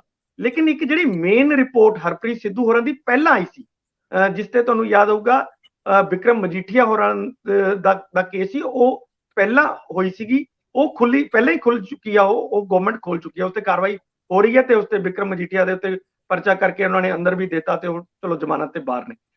ਪਰ ਇੱਕ ਰਿਪੋਰਟ ਜਿਹੜੀ ਹਜੇ ਵੀ ਸੀਲ ਬੰਦ ਹੈ, ਉਹਦੇ ਵਿੱਚ ਉਹ ਡੀਜੀਪੀ ਸੁਰੇਸ਼ ਅਰੋੜਾ ਦੀ ਯਾਚਿਕਾ ਤੇ ਬੰਦ ਹੈ। ਉਹਨਾਂ ਨੇ ਕਿਹਾ ਵੀ ਇਹ ਜਿਹੜੀ ਹੈ ਰਿਪੋਰਟ ਇਹਦੇ ਤੇ ਇਹ ਪਰਸਨਲ ਹੈ ਸਿਧਾਰਥ ਚੱਟੋਪਾਧਿਆਏ ਦੀ, ਇਹਦੇ ਵਿੱਚ ਐਸਆਈਟੀ ਦਾ ਕੋਈ ਰੋਲ ਨਹੀਂ ਹੈ, ਨਾ ਹੀ ਇਹਨਾਂ ਨੂੰ ਜੋ ਮੈਂਡੇਟ ਸੀਗਾ ਉਹਦੇ ਉੱਤੇ ਇਹਨਾਂ ਨੇ ਕਾਰਵਾਈ ਕੀਤੀ ਹੈ। ਇਹ ਕਿਉਂਕਿ ਮੈਂ ਰਿਟਾਇਰ ਹੋਣਾ ਸੀ ਔਰ ਇਹ ਖੁਦ ਵੀ ਡੀਜੀਪੀ ਬਣਨਾ ਚਾਹੁੰਦੇ ਸੀ, ਇਸ ਕਰਕੇ ਜਿਹੜੇ ਅਗਲੇ ਸੰਭਾਵੀ ਡੀਜੀਪੀ ਸੀਗੇ ਉਹਨਾਂ ਨੂੰ ਇੰਪਲੀਕੇਟ ਇਹਨਾਂ ਨੇ ਜਾਣ ਕੇ ਕੀਤਾ ਤਾਂ ਕਿ ਉਹ ਬਣ ਨਾ ਸਕਣ। ਸੋ ਇਹ ਉਹਨਾਂ ਦੀ ਜਿਹੜੀ ਅਫਸਰਸ਼ਾਹੀ ਦੀ ਇੱਕ ਦੂਜੇ ਦੀ ਲੱਤ ਖਿੱਚਣ ਵਾਲੀ ਹੁੰਦੀ ਹੈ, ਉਸ ਦੇ ਉੱਤੇ ਰਿਪੋਰਟ ਹੈ। ਤਾਂ ਜਿਹੜੀ ਹਾਈ ਕੋਰਟ ਦੇ ਜਸਟਿਸ ਨੇ ਇਹਨੂੰ ਪੜ੍ਹ ਕੇ ਫਿਰ ਦੁਬਾਰਾ ਤੋਂ ਸੀਲ ਬੰਦ ਕਰਤਾ। ਇਹ ਹਜੇ ਸੀਲ ਬੰਦੀ ਹੈ। ਬਾਕੀ 3 ਰਿਪੋਰਟਾਂ ਜਿਹੜੀਆਂ ਹੈਗੀਆਂ ਨੇ ਉਹ ਸੀਐਮ ਸਾਹਿਬ ਕੋਲ ਪਹੁੰਚ ਚੁੱਕੀਆਂ ਨੇ। ਉਹਦੇ ਤੇ ਕੌਣ ਦੋਸ਼ੀ ਨੇ, ਕਿਹੜੇ ਪੁਲਿਸ ਵਾਲੇ ਹੈਗੇ ਆ, ਉਹਦੇ ਉੱਤੇ ਕਾਰਵਾਈ ਉਹਨਾਂ ਨੇ ਕਰਨ ਦਾ ਭਰੋਸਾ ਦਿੱਤਾ ਹੈਗਾ। ਗੱਲ ਕਾਰਵਾਈ ਦੀ ਨਹੀਂ, ਇਹਦੇ ਵਿੱਚ ਮੇਰੇ 2-3 ਵੱਡੇ ਸਵਾਲ ਨੇ। ਇੱਕ ਤਾਂ ਕੀ ਜਿਹੜੀ ਤੁਸੀਂ ਪਹਿਲਾਂ ਜ਼ਿਕਰ ਕੀਤਾ ਕਿ ਹਰਪ੍ਰੀਤ ਸਿੰਘ ਸਿੱਧੂ ਦੀ ਉਹ ਰਿਪੋਰਟ ਜਿਹਦੇ ਵਿੱਚ ਵਿਕਰਮ ਮਜੀਠੀਆ ਦਾ ਜ਼ਿਕਰ ਹੈ, ਕਿ ਉਹ ਵੀ ਹੁਣ ਹੀ ਦੁਬਾਰਾ ਭੇਜੀ ਗਈ ਹੈ? ਕਿਉਂਕਿ ਤਿੰਨਾਂ ਦੇ ਵਿੱਚ ਵੀ ਜ਼ਿਕਰ ਤਾਂ ਆਉਣਾ ਬਣਦਾ ਹੈ। ਕੀ ਗਵਰਨਮੈਂਟ ਉਹਦੇ ਉੱਤੇ ਵੀ ਇੱਕ ਵਾਰੀ ਨਜ਼ਰਸਾਨੀ ਕਰੇਗੀ ਕਿ ਨਹੀਂ ਕਰੇਗੀ? ਇਹ ਸਵਾਲ। ਦੂਜਾ ਸਵਾਲ ਕਿ ਕੀ ਜਿਹੜੀਆਂ ਰਿਪੋਰਟਾਂ ਆਲਰੇਡੀ ਜਾਂਚ ਤੋਂ ਬਾਅਦ ਸਬਮਿਟ ਹੋਈਆਂ ਉਹਨਾਂ ਤੇ ਸਿੱਧੀ ਕਾਰਵਾਈ ਕੀਤੀ ਜਾਊਗੀ ਜਾਂ ਉਹਨਾਂ ਨੂੰ ਫਰਦਰ ਇਨਵੈਸਟੀਗੇਟ ਕੀਤਾ ਜਾਊਗਾ? ਕਿਉਂਕਿ ਸਮਾਂ ਬਹੁਤ ਲੰਘ ਗਿਆ, ਬਹੁਤ ਸਾਰਾ ਪਾਣੀ ਪੁਲਾਂ ਥਾਣੀ ਵਹਿ ਗਿਆ। ਕੀ ਹੁਣ ਦੁਬਾਰਾ, ਕਿਉਂਕਿ ਮੇਰੇ ਕੋਲ ਇਹ ਇੱਕ ਇਨਫੋਰਮੇਸ਼ਨ ਹੈ ਜਿਹੜੀ ਬਿਲਕੁਲ ਪੁਖਤਾ ਹੈ ਕਿ ਰਾਜਜੀਤ ਸਿੰਘ ਕਿਸੇ ਵੇਲੇ ਵੀ ਇਸ ਸੰਬੰਧੀ ਆਪਣਾ ਪੱਖ ਪੇਸ਼ ਕਰ ਸਕਦੇ ਨੇ। ਉਹ ਹੁਣ ਅਗਲੀ ਕਿਸੇ ਜਾਂਚ ਕਮੇਟੀ ਕੋਲ ਕਰਨਗੇ, ਸਰਕਾਰ ਕੋਲ ਰੱਖਣਗੇ, ਜਾਂ ਉਹ ਮੀਡੀਆ ਕੋਲ ਵੀ ਜਾ ਸਕਦੇ ਆ, ਕਿਉਂਕਿ ਰਾਜਜੀਤ ਸਿੰਘ ਉਦੋਂ ਦੀ ਪੋਲਿਟਿਕਸ ਦਾ ਵੀ ਸ਼ਿਕਾਰ ਹੋਏ ਆਪਣੇ ਆਪ ਨੂੰ ਮੰਨਦੇ ਆ। ਉਹ ਪੋਲਿਟਿਕਸ ਤਰਨਤਾਰਨ ਦੇ ਹਲਕੇ ਦੀ ਪੋਲਿਟਿਕਸ ਆ, ਤਰਨਤਾਰਨ ਜ਼ਿਲ੍ਹੇ ਦੀ ਪੋਲਿਟਿਕਸ ਆ ਅਕਾਲੀ ਗਵਰਨਮੈਂਟ ਦੇ ਹੁੰਦਿਆਂ। ਇਹਦਾ ਜ਼ਿਕਰ ਉਹਨਾਂ ਨੇ ਗੈਰ ਰਸਮੀ ਗੱਲਬਾਤ ਦੇ ਵਿੱਚ ਆਪਣੇ ਨਜ਼ਦੀਕੀਆਂ ਨਾਲ ਕੀਤਾ ਹੈ। ਹੁਣ ਇਹ ਵੀ ਹੈ ਕਿ ਹੁਣ ਇਹਨੂੰ ਇਨਵੈਸਟੀਗੇਟ ਦੁਬਾਰਾ ਕੀਤਾ ਜਾਊਗਾ। ਨਹੀਂ, ਅਗਰ ਮੈਂ ਇਸ ਤੇ ਕੁਝ ਕਹਿਣਾ, ਜਿਹੜੀ ਤੁਸੀਂ ਇਹ ਸਵਾਲ ਕੀਤਾ ਰੰਧਾਵਾ ਸਾਹਿਬ, ਇਹਦੇ ਵਿੱਚ ਜਿਹੜੀ ਮੈਂ ਤੁਹਾਨੂੰ ਦੱਸਿਆ ਕਿ ਹਰਪ੍ਰੀਤ ਸਿੱਧੂ ਹੋਰਾਂ ਦੀ ਜਿਹੜੀ ਰਿਪੋਰਟ ਸੀਗੀ ਨਾ, ਉਹ ਤਾਂ ਆਲਰੇਡੀ ਖੁੱਲ ਚੁੱਕੀ ਹੈ, ਪਹਿਲਾਂ ਹੀ ਗਵਰਨਮੈਂਟ ਕੋਲ ਹੈਗੀ ਹੈ। ਉਸ ਦੇ ਆਧਾਰ ਤੇ ਹੀ ਵਿਕਰਮ ਮਜੀਠੀਆ ਦੇ ਪਰਚਾ ਕੀਤਾ ਸੀਗਾ। ਜਿਹੜੀਆਂ ਇਹ ਰਿਪੋਰਟਾਂ ਨੇ ਇਹ ਰਾਜਜੀਤ ਦੀ ਭੂਮਿਕਾ ਦੇ ਉੱਤੇ ਨੇ। ਜਿਹੜੀਆਂ ਤੁਸੀਂ ਕਿਹਾ ਵੀ ਹਾਂ ਰਾਜਜੀਤ ਅੱਗੇ ਦੱਸਣਗੇ ਕਿ ਉਸ ਤੇ ਮੈਨੂੰ ਲੱਗਦਾ ਜੋ ਕੱਲ ਸਾਨੂੰ ਆਫੀਸ਼ੀਅਲਸ ਨੇ ਦੱਸਿਆ ਕੋਈ ਹੋਰ ਨਵੀਂ ਐਸਆਈਟੀ ਨਹੀਂ ਬਣਨੀ। ਜਿਹੜੀਆਂ ਇਹ ਰਿਪੋਰਟਾਂ ਦੇ ਵਿੱਚ ਜੋ ਕੁਝ ਵੀ ਆਇਆ, ਜਿਹਦੇ ਖਿਲਾਫ ਵੀ ਉਂਗਲੀਆਂ ਚੱਕੀਆਂ ਨੇ, ਗਵਰਨਮੈਂਟ ਨੇ ਕਿਹਾ ਕਿ ਅਸੀਂ ਉਸ ਤੇ ਹੀ ਕਾਰਵਾਈ ਕਰਾਂਗੇ, ਕਿਉਂਕਿ ਫਿਰ ਤਾਂ ਬਹੁਤ ਡਿਲੇ ਹੋ ਹੀ ਜਾਏਗਾ। ਜੇ ਤੁਸੀਂ ਐਸਆਈਟੀ ਦੇ ਉੱਤੇ ਇੱਕ ਹੋਰ ਐਸਆਈਟੀ ਬਣਾਓਗੇ ਫਿਰ ਤਾਂ ਇਹਦਾ ਮਤਲਬ ਤੁਸੀਂ ਖੁਦ ਹੀ ਡਿਲੇ ਟੈਕਟਿਕਸ ਗਵਰਨਮੈਂਟ ਖੇਲੇਗੀ। ਜੋ ਕੱਲ ਸਾਨੂੰ ਦੱਸਿਆ ਗਿਆ ਕਿ ਸੀਐਮ ਆਫਿਸ ਤੋਂ ਜਦੋਂ ਹੋਮ ਕੋਲੇ ਇਹ ਆ ਜਾਣਗੇ ਜਾਂ ਅੱਗੇ ਡੀਜੀਪੀ ਕੋਲ ਭੇਜੀਆਂ ਜਾਣਗੀਆਂ ਰਿਪੋਰਟਾਂ, ਉਸ ਤੇ ਸਿੱਧੀ ਕਾਰਵਾਈ ਹੀ ਕੀਤੀ ਜਾਏਗੀ। ਕੋਈ ਹੋਰ ਇਨਵੈਸਟੀਗੇਸ਼ਨ ਦੀ ਹੁਣ ਲੋੜ ਨਹੀਂ ਹੈਗੀ। ਹਾਂ, ਜਿਹੜੀ ਇਸ ਰਿਪੋਰਟ ਹੈਗੀ ਹੈ, ਜਿਹੜੀ ਸੀਲ ਬੰਦ ਹੈ ਅਜੇ, ਉਹਨੂੰ ਵੀ ਖੁਲਵਾਉਣ ਦਾ ਹੁਣ ਯਤਨ ਗਵਰਨਮੈਂਟ ਨੇ ਕਿਹਾ ਕਿ ਅਸੀਂ ਕਰਾਂਗੇ ਕਿ ਉਹ ਵੀ ਬੰਦ ਨਾ ਰੱਖੋ, ਉਹਨੂੰ ਵੀ ਖੋਲੋ। ਜੀ, ਇਹ ਬੜਾ ਅਹਿਮ ਸਵਾਲ ਹੈ ਕਿ ਜਿਹੜੇ ਲੋਕ ਬਹੁਤ ਅਹਿਮ ਨੇ ਉਹਨਾਂ ਦੇ ਖਿਲਾਫ ਤੁਸੀਂ ਜਾਂਚ ਕਿਵੇਂ ਕਰ ਸਕੋਗੇ? ਲੇਕਿਨ ਜਿਹੜੀਆਂ ਪਹਿਲੀਆਂ ਰਿਪੋਰਟਾਂ ਨੇ, ਜੇਕਰ ਇਹਨਾਂ ਨੂੰ ਜਨਤਕ ਕੀਤਾ ਜਾਵੇ, ਜਾਂ ਮੈਂ ਤੁਹਾਨੂੰ ਹੀ ਕਹੂੰਗਾ ਭਾਸਕਰ ਸਾਹਿਬ, ਇੰਦਰਪ੍ਰੀਤ ਜੀ, ਤੁਸੀਂ ਇਨਵੈਸਟੀਗੇਟ ਕਰੋ ਆਪਣੇ ਤੌਰ ਤੇ, ਉਹਦੀ ਜਿਹੜੀ ਬੰਦ ਮੁੱਠੀ ਆ ਉਹਨੂੰ ਖੋਲ ਕੇ ਲਿਆਓ, ਸਾਹਮਣੇ ਰੱਖੀਏ। ਹੁਣ ਤਾਂ ਜਦੋਂ ਹਾਈ ਕੋਰਟ ਨੇ ਖੋਲਤੀਆਂ ਤੇ ਰਿਪੋਰਟ ਹੋਣੀਆਂ ਚਾਹੀਦੀਆਂ। ਹੋ ਸਕਦਾ ਕੋਈ ਕਿਉਂਕਿ ਬਹੁਤ ਬਿਹਤਰੀਨ ਜਰਨਲਿਸਟ ਬੈਠੇ ਆ ਚੰਡੀਗੜ੍ਹ 'ਚ, ਅੱਜ ਕੱਲ ਦੇ ਵਿੱਚ ਕੋਈ ਇਹਦਾ ਕੱਚਾ ਚਿੱਠਾ ਖੋਲ ਹੀ ਦੇਵੇ ਭਾਸਕਰ ਸਾਹਿਬ? ਜੀ ਬਿਲਕੁਲ, ਮੰਗ ਇਹੀ ਸੀਗੀ ਕਿ ਇਹਨਾਂ ਰਿਪੋਰਟਾਂ ਨੂੰ ਜਨਤਕ ਕੀਤਾ ਜਾਏ। ਔਰ ਇਹ ਜਿਹੜੀ 3 ਰਿਪੋਰਟਾਂ ਦਾ ਜ਼ਿਕਰ ਹੋ ਰਿਹਾ ਹੈ, ਇਹ ਫਰਵਰੀ 1 ਦੀ ਹੈ, ਮਾਰਚ 15 ਦੀ ਤੇ ਮਈ 8 2018 ਦੀ।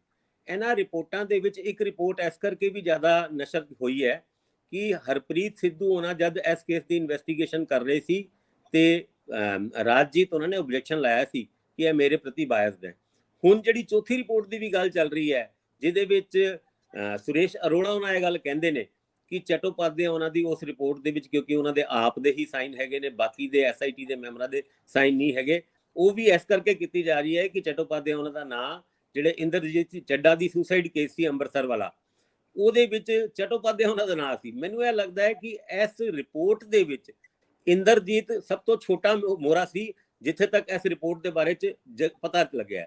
ਔਰ ਜੇ ਗੱਲ ਇੰਦਰਜੀਤ ਦੀ ਕਰੀਏ ਤੇ ਇੰਦਰਜੀਤ ਜਲੰਧਰ ਦੇ ਵਿੱਚ ਕਾਫੀ ਟਾਈਮ ਰਿਹਾ, ਔਰ ਉਹ ਸਾਰੇ SSP ਦਾ ਰੰਧਾਵਾ ਜੀ, ਕਿਉਂਕਿ ਅਸੀਂ ਇੰਦਰਜੀਤ ਦੇ ਕੰਮ ਕਰਨ ਨੂੰ ਦੇਖਿਆ ਹੋਇਆ, ਸਭ ਤੋਂ ਜ਼ਿਆਦਾ ਡਰੱਗ ਫੜਨ ਵਾਲਾ ਅਫਸਰ ਮੰਨਿਆ ਜਾਂਦਾ ਸੀ ਪੰਜਾਬ ਪੁਲਿਸ ਦੇ ਵਿੱਚ ਇੰਦਰਜੀਤ।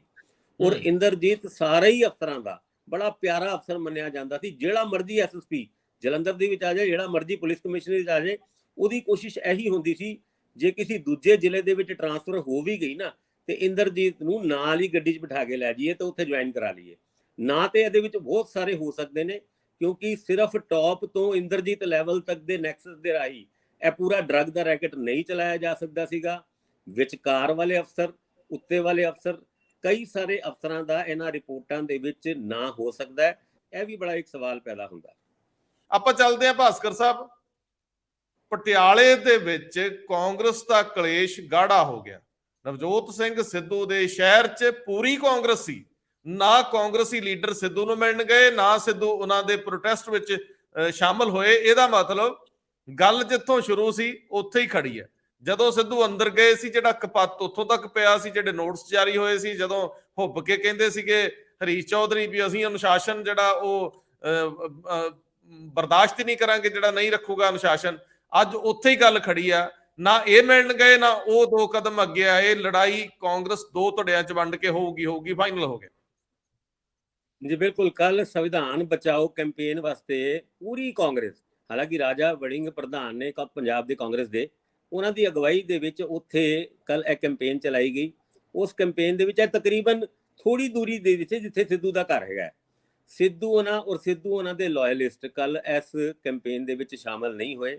ਰਾਜਾ ਵੜਿੰਗ ਉਹਨਾਂ ਨੂੰ ਜਦ ਇਹ ਸਵਾਲ ਪੁੱਛਿਆ ਤੇ ਉਹਨਾਂ ਦੀ ਭਾਵੇਂ ਉਹਨਾਂ ਨੇ ਜਵਾਬ ਤੇ ਇਹ ਦਿੱਤਾ ਵੀ ਸਿੱਧੂ ਉਹਨਾਂ ਇਸ ਕਰਕੇ ਨਹੀਂ ਆਏ, ਇਹ ਲੋਕਲ ਕੈਂਪੇਨ ਸੀ, ਜਦ ਸਟੇਟ ਲੈਵਲ ਦਾ ਹੋਏਗਾ ਤੇ ਸਿੱਧੂ ਉਹਨਾਂ ਆਣਗੇ। ਪਰ ਉਹਨਾਂ ਦੇ ਮੱਥੇ ਦੀ ਲਕੀਰਾਂ ਸਾਫ਼ ਦੱਸਦੀ ਸੀ ਕਿ ਚਿੰਤਾ ਤੇ ਉਹਨਾਂ ਨੂੰ ਵੀ ਹੈਗੀ ਹੈ ਕਿ ਅੱਗੇ ਚੱਲ ਕੇ ਕਾਂਗਰਸ ਨੂੰ ਯੂਨਾਈਟਿਡ ਕਿੱਦਾਂ ਰੱਖਣਾ ਹੈ।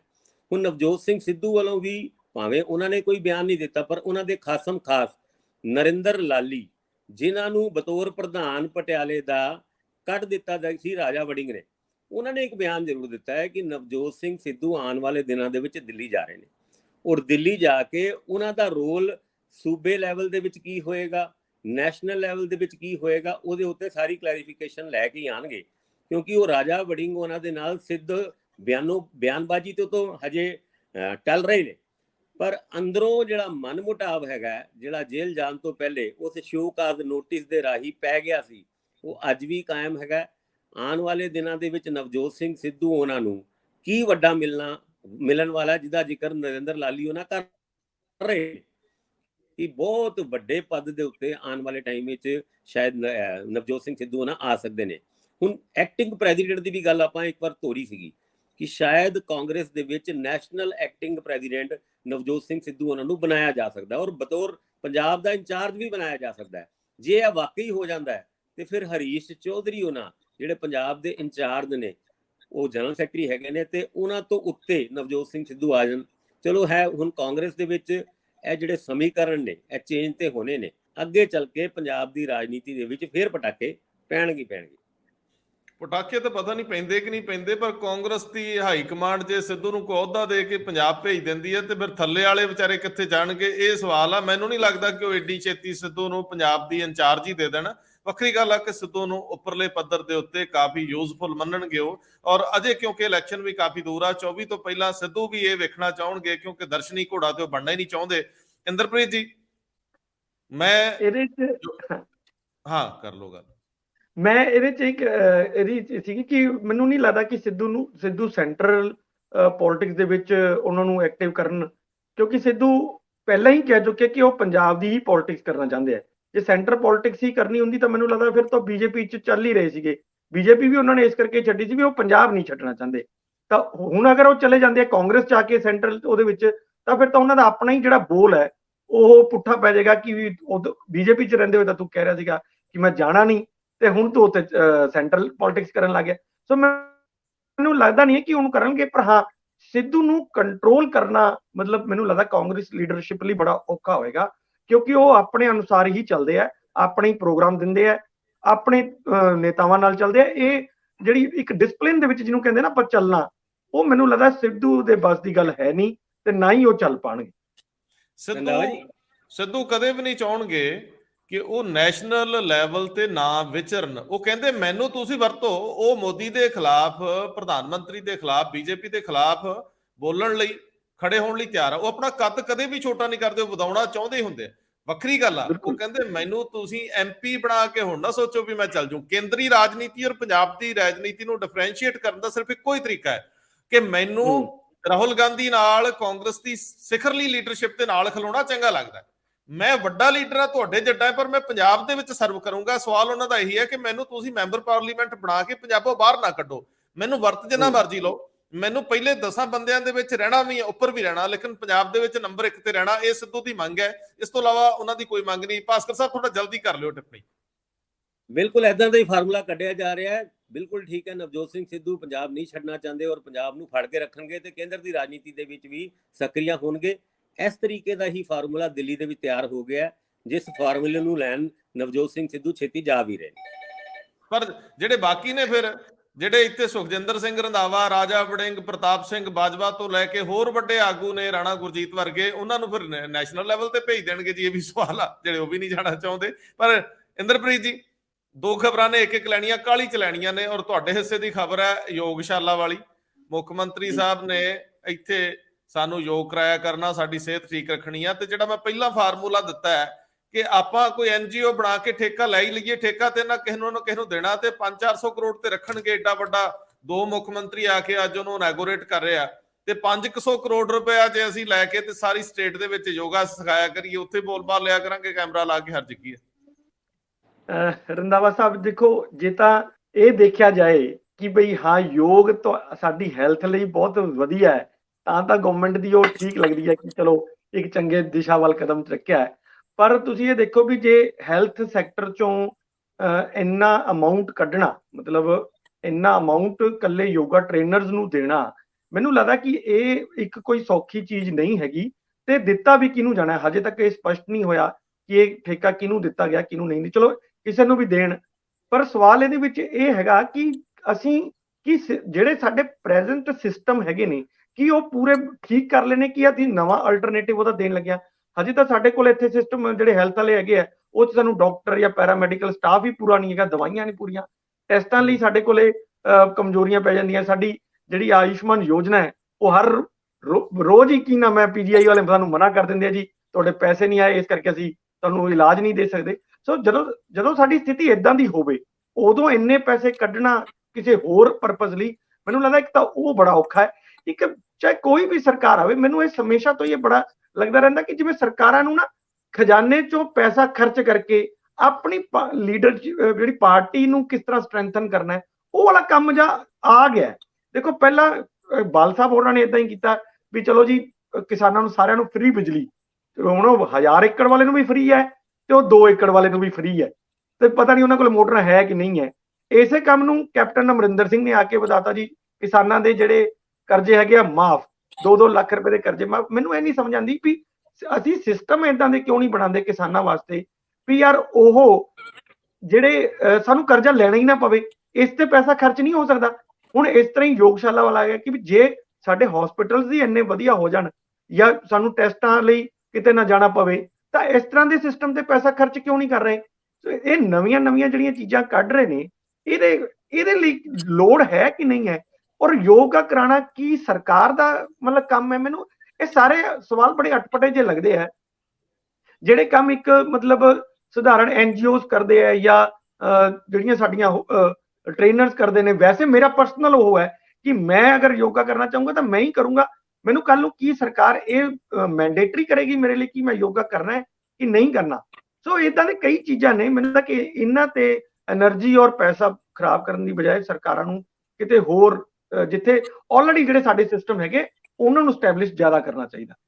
ਤੁਹਾਡਾ ਮਤਲਬ ਬੜਾ ਸਾਫ਼ ਹੈ ਵੀ ਬਾਦਲ ਸਾਹਿਬ ਦੇ ਨਾਂ ਹੀ ਲੱਗਦੀ ਰਹੀ ਵੀ ਜੱਟਾਂ ਦੇ ਤਾਂ ਬਿੱਲ ਬਾਦਲ ਸਾਹਿਬ ਨੇ ਮਾਫ ਕੀਤੇ, ਉਹ ਜੱਟਾਂ ਦੇ ਹੀ ਪੈਸੇ ਬਾਦਲ ਸਾਹਿਬ ਨੇ ਜੱਟਾਂ ਨੂੰ ਦੇ ਦਿੱਤੇ, ਤੇ ਹੁਣ ਜਿਹੜਾ 300 unit free Aam Aadmi party ਨੇ ਕਰਤਾ, ਰਹਿ ਗਿਆ ਮੇਰੇ ਤੋਂ। ਹਾਂ, ਖਾਤੇ ਆਮ ਆਦਮੀ ਪਾਰਟੀ ਦੇ ਤੇ ਪੈਸੇ ਲੋਕਾਂ ਦੇ ਖਜ਼ਾਨੇ ਦੇ ਪੈਸੇ, ਲੋਕਾਂ ਦੇ ਟੈਕਸਾਂ ਦੇ ਪੈਸੇ।